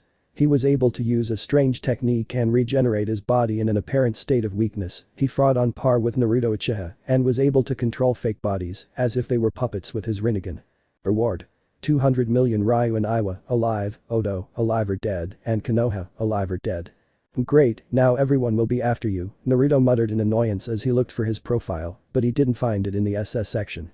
He got to the last 2 pages and what he saw surprised him. Name. Adam Uchiha. Alias. King of Demons. Age. Unknown. Appearance. He is about 1.90 meters tall, has black eyes, pale skin, and long black hair tied in a ponytail. Hekkei Genkai. Sharigan, Eternal Mangekyo Sharigan. Chakra levels. High Biju level. Threat level. Alpha class, SSS, run if you see him, don't let him find you, and if he does, beg for your life, don't face him if you are below a cage level. Guchius. Three-headed demonic dog. Special abilities. He can use magic as well as chakra, he can use dark energy, he can use the yin-yang element at a terrifying level, he can use many techniques of mass destruction, capable of destroying villages or vaporizing a person, he is very skilled in Jujutsu and can fly, he has a regeneration superior to that of Naruto Uchiha. Affiliation. None. Feats. He was able to use the technique that Orochimaru is believed to have created to possess a body. He fought on equal terms with Naruto Uchiha, and it is unknown whether he defeated him or died. He has created many techniques of mass destruction. He caused destruction in AIM. No Kuni almost on par with that of the Valley of the End. Reward. 500 million Ryu and Iwa, alive or dead, Odo, alive or dead, Konoha, alive or dead, Suna, alive or dead, Kumo, alive or dead, Kiri, alive or dead. Ahaha, you're wasting your time. Even if he were alive, you wouldn't stand a chance against him, Naruto muttered to himself before looking at his profile. Name. Naruto Uchiha. Alias. Dragon King of Death. Age. 15 years old, almost 16. Appearance. He is about 1.70 meters tall, has blue eyes, pale skin and blonde hair, he is very similar to the 4th Hokage, he usually wears dark clothes and a black coat with gold details. Hekkei Genkai. Sharingan, Eternal Mangekyo Sharingan, Mokuton. Chakra levels. High Biju level. Threat level. Alpha class, SSS, run if you see him, don't let him find you, and if he does, beg for your life, don't face him if you are below a cage level. Weapons. Madara Uchiha's Gunbai. Guchius. Tigers and Phoenix. Special abilities.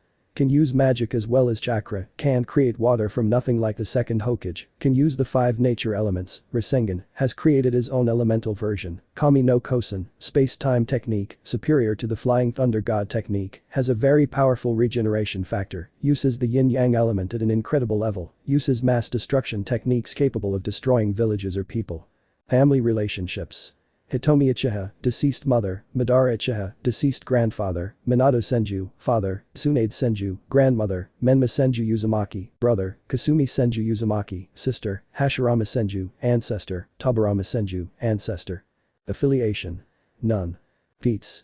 Saved Konoha from an invasion, defeated Momochi's Abusa without breaking a sweat, killed Orochimaru of the Sannin without breaking a sweat, defeated the Raikage without breaking a sweat, freed Nami no Kuni from the reign of terror of Geto the Tycoon, a bridge is named after him, defeated the leaders of Akatsuki, and fought on equal terms with Adam Uchiha. It is unknown if he is alive or dead. Reward.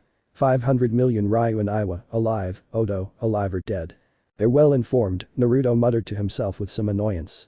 I suppose you'll have to stay in the shadows for a while, Nagato said as Naruto nodded. Naruto wanted to propose a deal to you, Nagato said as Naruto looked at him curiously. What kind of deal? Naruto asked seriously. Now that you have the Rinnegan, you'll need to learn how to use it. I've had it since I was a child, so I know a lot about it. I propose I teach you how to use it. Consider it a thank you for your help, Nagato said as Naruto's eyes widened in amazement.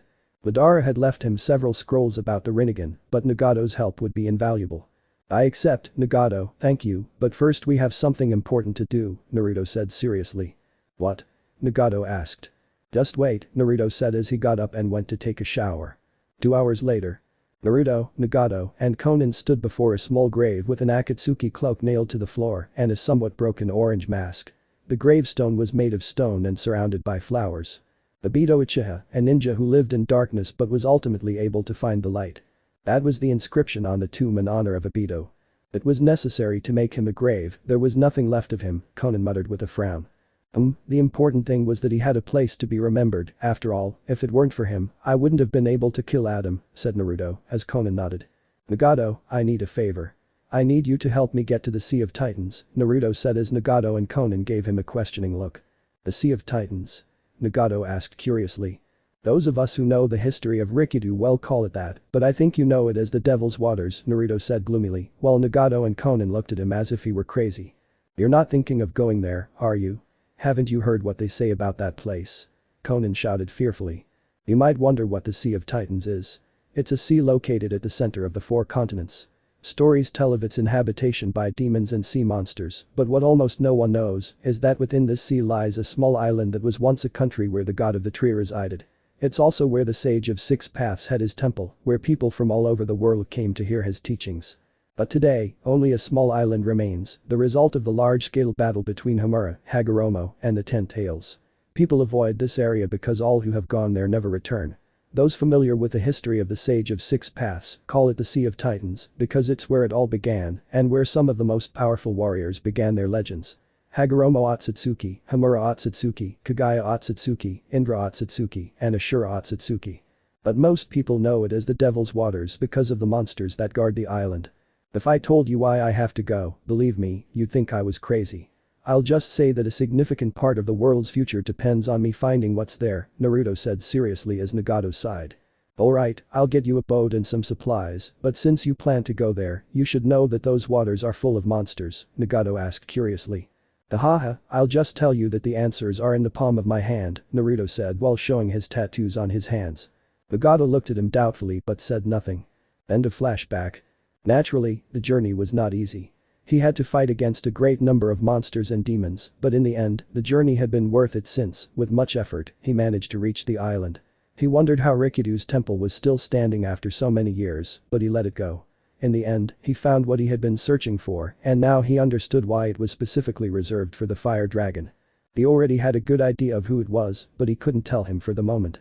After that, he dedicated himself fully to his training with Nagato and to checking the hideouts that Obito had around the continent. For the most part, he found nothing useful except weapons, experiments, cells of the Shadame and the Jedumazu, which he sent back to its place of origin, thanks to his Rinnegan. But there was something that he found very interesting. Adam's palace, which was found somewhere in Aim no Kuni, was apparently very well hidden with barriers and various ninjutsu, but now that he was dead, they no longer had any effect. He found several very interesting dark knowledge which he kept in his library, but what left him most perplexed was the story of his past. Incredibly, Adam was none other than one of his ancestors. You might wonder what on earth that means. It's quite simple. 2 generations before Madara, 2 candidates for the title of clan head were born into the main family. Adam and a boy named Masato. When they reached a certain age, both boys fought for the title, but in the end, Adam was defeated and considered a failure. This generated a feeling of hatred in Adam towards his brother. At some point, a demon of darkness escaped from hell. This demon tried to kill Adam but was killed. Adam somehow absorbed the demon's powers, becoming a demon slayer. With this power in his hands, he started a coup within the clan, gathering many followers. However, his brother, to protect the Uchiha, banished them from the clan. Enraged, Adam took revenge on his brother in the worst way possible. Before leaving, without anyone, not even his followers, knowing, he used transformation to transform into his brother. He entered his wife's chamber and had relations with her, leaving her pregnant. This was never known to anyone. Masato took responsibility for the child without knowing that he was his brother's son and not his own. For years the Uchiha were at war with Adam's followers, but Adam seemed not to give up and obtained immense power. At some point, Adam's son, who was named Mukuro, took charge of the Uchiha clan. He had a son named Tajima, and later he would have offspring. Years later, a powerful ninja appeared in the clan, with powers far superior to those of other Uchiha. He was the undisputed heir of the clan. This was none other than Madara, unknown to all, the great-grandson of Adam. Knowing who Madara was, he tried to tempt him with power so that he would join him, but Madara refused, and years later they would have a battle from which Madara emerged victorious, and Adam faked his death. All of this impressed Naruto. Now he understood what Madara meant when he said that the blood of the most powerful Uchiha ran through his veins. If Adam without his Rinnegan was powerful enough to almost kill him, he wondered how strong he was with his original body at his best and with his Rinnegan eyes. He was relieved to learn that Adam was his ancestor. Now he could say he had cleared the family name himself. After that, Naruto dedicated himself to hunting down the last two remaining Akatsuki members. They weren't difficult, since after fighting someone of Adam's caliber, a mere S-class ninja was child's play. This only served to confirm to the nations that he was still alive, but this time no one was after him. No one was foolish enough to try and face him and expect to win. Over the past 2 years, Naruto's powers had improved to the point where he could proudly say he was his grandfather's equal. His Rinnegan was simply amazing, and the Senjutsu he received from Hagoromo was much more powerful than what he used before.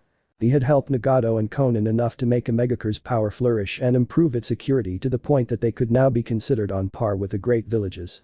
When his training ended, Naruto decided it was time to return to Earthland to fulfill his promise to Urza. This brings us to the present situation. He was currently in a small restaurant eating a small breakfast, rubbing his stomach as he looked at the mountain of dishes in front of him. He felt a touch of nostalgia as he ate. This was the place where he grew up during his first 4 years of life. He remembered how Madara used to bring him here when he was too lazy to cook. "Are you a brat?" asked an unfamiliar voice. Naruto snapped out of his thoughts to see who had called him. Standing before him was none other than Makarov Dreyer, in the same ridiculous outfit that had made him mistake him for a goblin when he was a child. "Old man?" Naruto asked in amazement. "Ahaha Naruto, it's been a while since I've seen you, look how you've grown, you're quite the man," Makarov said with a laugh. Thanks, you haven't changed at all haha," Naruto said with a laugh. Makarov sat down and they chatted for a couple of hours about trivial matters until Makarov decided to talk about serious things. "Naruto, how did that mission go?" Makarov asked gloomily. When the rumors about Naruto stopped, most people thought he had disappeared or that the Balam Alliance had killed him. He was one of the few who knew what he was really doing, but not even Ryoku was aware of everything that had happened, only that the mission had been a success. Since then, Naruto hadn't communicated at all. "Old man, I'll just tell you what I told old Ryoku. Akatsuki was eliminated. Many of its members were victims of manipulation and returned to the right path, but many things happened that I couldn't afford to mention because of the communication lacrima. I think it's time to settle down permanently, which is why I've returned to join your guild if the offer still stands. When I do, you and Ryoku will have the answers you're looking for," Naruto said seriously, with a look that said he wouldn't change his mind. "Very well, Naruto, my offer still stands, of course. When we arrive in Magnolia, I will give you the guild mark and then we will go see Ryoku so you can tell us what happened," Makarov said with an unusual seriousness for him. "Hey old man, by the way, how's your Chan been?" Naruto asked, changing the subject. "Oh, she's been doing well, she's gotten stronger, she's currently our strongest female mage," Makarov said as Naruto smiled. "That's good, although I think he'll kill me because I took so long to come back and he hasn't heard from me in the last 3 years," hehe Naruto murmured with a nervous giggle, while Makarov made a face of horror, he hadn't thought of that. "Naruto, I wouldn't mind if you decided not to join and escaped for your life, but I can't guarantee you'll survive that woman's fury," Makarov said, sounding somewhat frightened. "Come on, man, it's not that bad. I don't think Ur-chan's terrifying temper could get any worse," Naruto said confidently, but frowned when he saw Makarov turn as pale as a ghost. "She hasn't gotten any worse, has she?" Naruto asked nervously. "I'll repeat what I said before, Naruto. I wouldn't mind if you decided not to join and escaped for your life.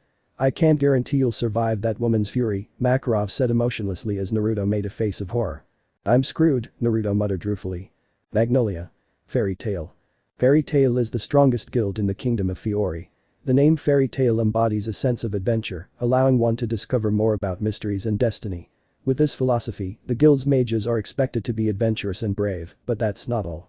While most mages from other guilds might prioritize prestige and power, Fairy Tail mages are something else entirely. Throughout the kingdom, the mages of this guild are infamous for causing unnecessary destruction and chaos wherever they go, and they take great pride in it. After all, they wouldn't be Fairy Tail if they were like any other guild. It was the typical guild culture, everyone was just happy and eccentric, but it was undoubtedly a very powerful guild. The day is a day like any other in Fairy Tail. "Mira-chan, 3 beers over here please," shouted a man with brown hair, a green sweater, and a pipe. "Wakaba." "Right away," Murahin shouted, holding a tray with the respective beers. "Come on, go on a date with me, Mira-chan," Wakaba pleaded as the smoke from her pipe took the shape of hearts. "Don't start this again," Laki said with a grimace. "But darling, you already have a wife, don't you?" Murahin asked as she transformed into Wakaba's wife. "Please stop that, Mira-chan," Wakaba pleaded with a horrified expression. "One of these days I'd like to drink in peace," Kana murmured boredly. "You drink too much," Mikao simply said.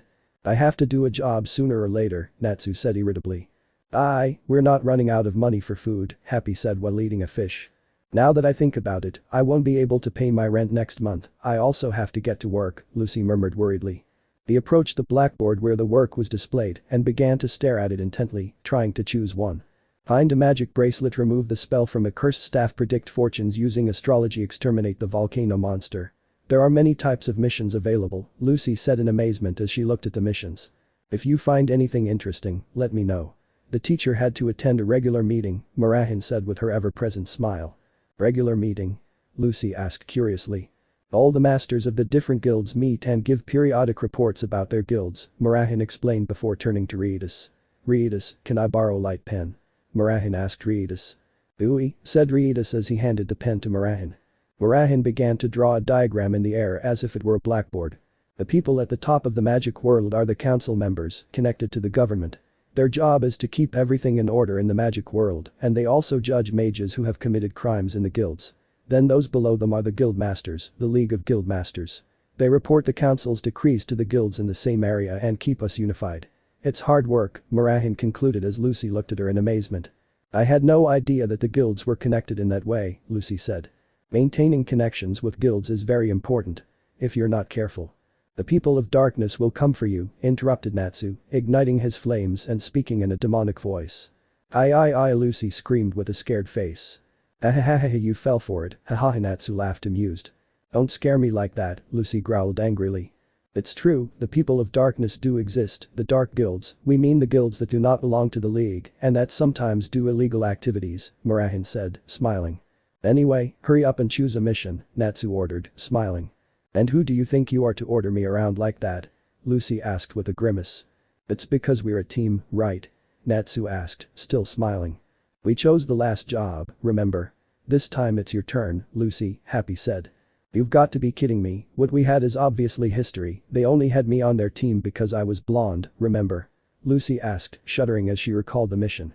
"That's not the only reason," Natsu said with unusual seriousness. "I chose you, Lucy, because you're awesome," Natsu said with a childlike grin.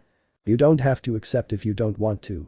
You'll be getting a lot of requests from now on," said the stripper, Gray. "Gray your clothes," Kana said while drinking. She screamed loudly as she searched for her clothes. "Shut up," Natsu said seriously as Gray frowned. "Don't tell me to shut up, flame brain," Gray growled, pressing his forehead against Natsu's. "It's because your voice is bothering me, porn star," Natsu replied angrily. "Bloodhead," Gray said, with a blue aura surrounding him. "You slimy idiot," Natsu said, surrounded by an aura of fire. "Get out of my sight. You stink." "There they go again," Happy said with a dark laugh. "Lucy, what if we both form a love team? Tonight, just the two of us," Locke asked, trying to flirt. "Hey," Lucy groaned nervously. "You really are beautiful," Locke said, adjusting his glasses. "I have to look at you through these glasses. If I take them off, I'm sure to freeze," Locke said as background music began to play. "Sounds like a plan," Lucy said when Locke noticed the keys Lucy was carrying. "Wait, you're a celestial mage?" Locke asked in shock. It has a bull and a crab," Happy said while eating his already long-lasting fish. Fate has played a cruel joke on me, I'm sorry, we're going to end here for now," Locke shouted dramatically as he ran away. "We started somewhere in the first place," Lucy murmured to herself. Loke doesn't get along well with celestial wizards. There's a rumor that he had a problem with a woman a while back, Mira explained, smiling. Oh, I knew it. Ah. Lucy screamed as Natsu fell on top of her. Could you stop for a moment? Lucy asked from the floor. He started this fight. Do you think I'm not going to accept it? Gray asked, frowning. Then put some clothes on, Kana said, still drinking. Ah, not again. Gray screamed as he searched for his clothes. You're the one who gave me droopy eyes, Natsu growled, standing up. When exactly did I make you cross your eyes? Gray grumbled with a grimace. Exhibitionist stalker. Moron. It's third grade time, Lucy muttered, looking at the friends' rivals. As always, Happy said. The whole guild laughed at the two of them while Lucy smiled. This was a real home. We're in trouble. Loke shouted, bursting open the doors. The entire guild fell into a deathly silence as they stared at Loke. Urza is back, Loke said as the entire guild, with the exception of Lucy and Mira, looked horrified. Urza-san. Natsu mentioned her earlier, Lucy said innocently. I think it would be right to call her the strongest mage in all of Fairy Tail now, Mira said, still smiling. Metal footsteps could be heard near the guild. It's Urza, Loki said nervously. Those are Urza's footprints, Wakaba said seriously. Urza has returned Mikao support. But that kind of reaction, Urza-san must be a truly amazing mage, Lucy said, imagining a giant woman with an angry expression spitting fire and a group of people fleeing for their lives. How scary. She squealed in horror. The guild fell silent as a woman with long red hair, hard crew's armor, a thigh-length blue skirt, black boots, and a giant horn entered. I'm back, is the master here? Urza asked as she placed the horn on the floor. She's very pretty, Lucy murmured in amazement. Welcome, the teacher is in a regular meeting, Murahin said, not feeling intimidated like the others. Urza-san, what is that giant thing? A guild member asked. The horn of a monster I defeated, the citizens of the city I went to decorated it and gave it to me as a souvenir. Do you have a problem with that? Urza asked, looking at the person. No, not at all, said the poor boy, very frightened. I think she knows about the incident on Mount Hakab, Kana said without letting go of her beloved barrel. Damn, I'm a dead man, Mikao said fearfully. She's very different from what I had imagined, Lucy said, observing the situation. All of you, Urza growled, seeing the guild members tense up. I heard a lot of rumors during my absence about how Fairy Tail continues to cause trouble, Urza said as all the members groaned.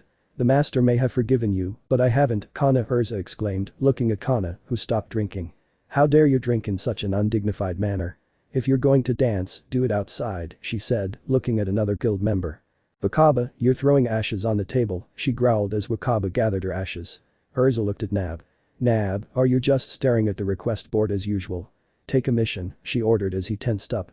Mikao, Urza exclaimed, looking at Mikao for a few seconds before letting out a sigh. Say something, damn it. Mikao shouted dramatically. Honey, you all give me so many problems, I won't say anything more for today, Urza murmured, patting her forehead. It seems she's said enough. Is she some kind of disciplinarian who enforces her own rules or something? Lucy asked Murahin in a low voice. She's Urza, Happy replied, smiling. Well, she has some harsh words, but she seems human enough, Lucy murmured, looking at Urza. Is that really all that scary? Lucy asked innocently. Are Natsu and Gray here? Urza asked. Aye, Happy said as he floated in the air, pointing at the aforementioned people who were hugging each other and wearing nervous smiles. Hey Urza, we're getting along as usual, Gray stammered, shaking Natsu's hand. Aye, Natsu exclaimed with a smile. Natsu is acting like Happy. Lucy squealed in shock. I see, well even best friends fight from time to time, but I'd like to see you two get along more, Urza said with a smile, pleased with how well Natsu and Gray got along. Some members of the guild seriously questioned how on earth he could have believed them. Best friends is a little more, Gray murmured. Aye, Natsu replied. I've never seen Natsu like this before, Lucy said with concern. Natsu once challenged Urza to a fight and got a beating, Murahin said while drawing in the air. Natsu got a beating, Lucy exclaimed in shock. And Gray was also beaten up when she saw him walking around naked, Mikao said with a laugh. When Loke tried to seduce Urza, she almost killed him, but he reaped what he sowed, Kana said with amusement. So that's just how she is, Lucy murmured. Natsu, Gray, I need to ask you a favor, Urza said, looking at the two and drawing everyone's attention. I heard something troublesome after we finished this job. Normally, I'd consult the master about it, but I want to resolve it quickly, so I need your help. Will you come with me? Urza asked seriously, as the entire guild looked on in shock. What does this mean? Urza is asking those two for help. This has never happened before. Those were the murmurs circulating within the guild. We're leaving tomorrow, make the preparations, Urza ordered. Urza, Natsu, and Gray, I never would have imagined it before, Mira murmured, catching Lucy's attention. But this could be the most powerful team in fairy tale. Mira exclaimed in shock. The murmurs were interrupted when Urza's expression changed from her usual angry one. It was cold, cruel, and emotionless, a terrifying expression that in normal situations would make Naruto proud. Almost everyone felt a deep terror when they saw that look in Urza's eyes. The malicious aura surrounding her didn't help at all. Urza, are you okay? Murahin asked with concern. I'm fine, I just have a feeling that tomorrow I'm going to make someone suffer who has worried me for the last 3 years. Kukikuku, Urza replied with a creepy smile. Murahin looked at her with concern but said nothing. The other guild members were only thinking one thing. May Kami have mercy on that poor soul. Clover. Naruto was quietly drinking a beer in the restaurant when suddenly he felt a terrible chill run down his spine. Are you okay, Naruto? Makarov asked, stopping his beer when he saw that Naruto was as pale as a ghost. I don't know, man, but I have a terrible feeling, Naruto muttered, downing his beer in one gulp. A bad feeling? Makarov asked with interest. I feel like someone terribly sinister wants to kill me, Naruto said as he ordered another beer. It must not be important, Makarov said nonchalantly. Maybe you're right, said Naruto, shrugging his shoulders. This has already been narrated extensively, so I will only narrate up to the point that interests us. The next day. Clover Canyon. Erigor flew at high speed towards Clover City with the goal of playing Lullaby in the place where the guild masters meet. The reason? Very simple, to get revenge on the masters. The fairy tale wizards tried to stop him, but they had already taken care of them by trapping them in a wind barrier, along with the members of their guild. Now all that remained was for them to get rid of the trash. He frowned when he sensed a presence behind him, looked out of the corner of his eye, and felt a mixture of shock and fury when he saw the pink-haired boy and his flying cat. What do you think of Happy's top speed? Natsu shouted, flying at full speed. Natsu burst into flames and crashed into Erigor, creating an explosion. Natsu nimbly landed on the ground, catching Happy. Happy? Natsu shouted, catching his friend. I can't fly anymore, groaned the cat wearily. Thanks to you I was able to achieve it, Natsu praised with a smile. Damn it, you're from Fairy Tail, why are you here? Erigor asked angrily. To defeat you, braggart. Roared Natsu, igniting his fists. Did they dispel the wall of wind? What annoying flies, let me through, get out of here. Erigor ordered as a purple magic circle appeared in his hand and a gust of wind attacked Natsu. Natsu jumped into the air with his fists and feet ablaze and tried to hit Erigor, but Erigor dodged. Natsu tried to attack again, but Erigor blocked his blows with his scythe. Nani? I jump and strike with flames. That strength, I never thought a mage could strike like that, Erigor thought in surprise. Damn it, stop floating, that's not fair, come down and fight like a man. Natsu yelled, throwing a tantrum. Don't be cocky, fly. Erigor shouted, preparing another technique against Natsu. Storm. Erigor yelled as Natsu was caught in a whirlwind. Natsu screamed as he was literally liquefied. Natsu? Happy shouted, trying to use his wings, but it was useless. It's useless, I don't have enough magic power, Happy squealed sadly. Natsu screamed as he fell down the train tracks. The the flames won't help you fly, Erigor shouted while laughing maliciously. Natsu? Shouted Happy as he watched him fall. Damn, this doesn't look good, Natsu grumbled as his head slammed against several rocks, leaving bumps and bruises. He then remembered a conversation with Mikao about flames. He quickly unleashed a massive burst of fire that took the shape of a hand, which helped him climb. That was close, Natsu murmured with relief. So, changing the properties of fire, huh? I did it, Mikao. He exclaimed proudly. What was that? Erigor muttered to himself. You must be cold dressed like that. Do you want to warm up? Natsu asked mockingly. I don't see you wearing a jacket either, Erigor retorted angrily. I'll make you fly, Karyu no Hoko, Natsu shouted, spitting a great roar of fire at Erigor. Storm Wool, Erigor shouted, extending his hand to protect himself from the roar. What the hell is this guy?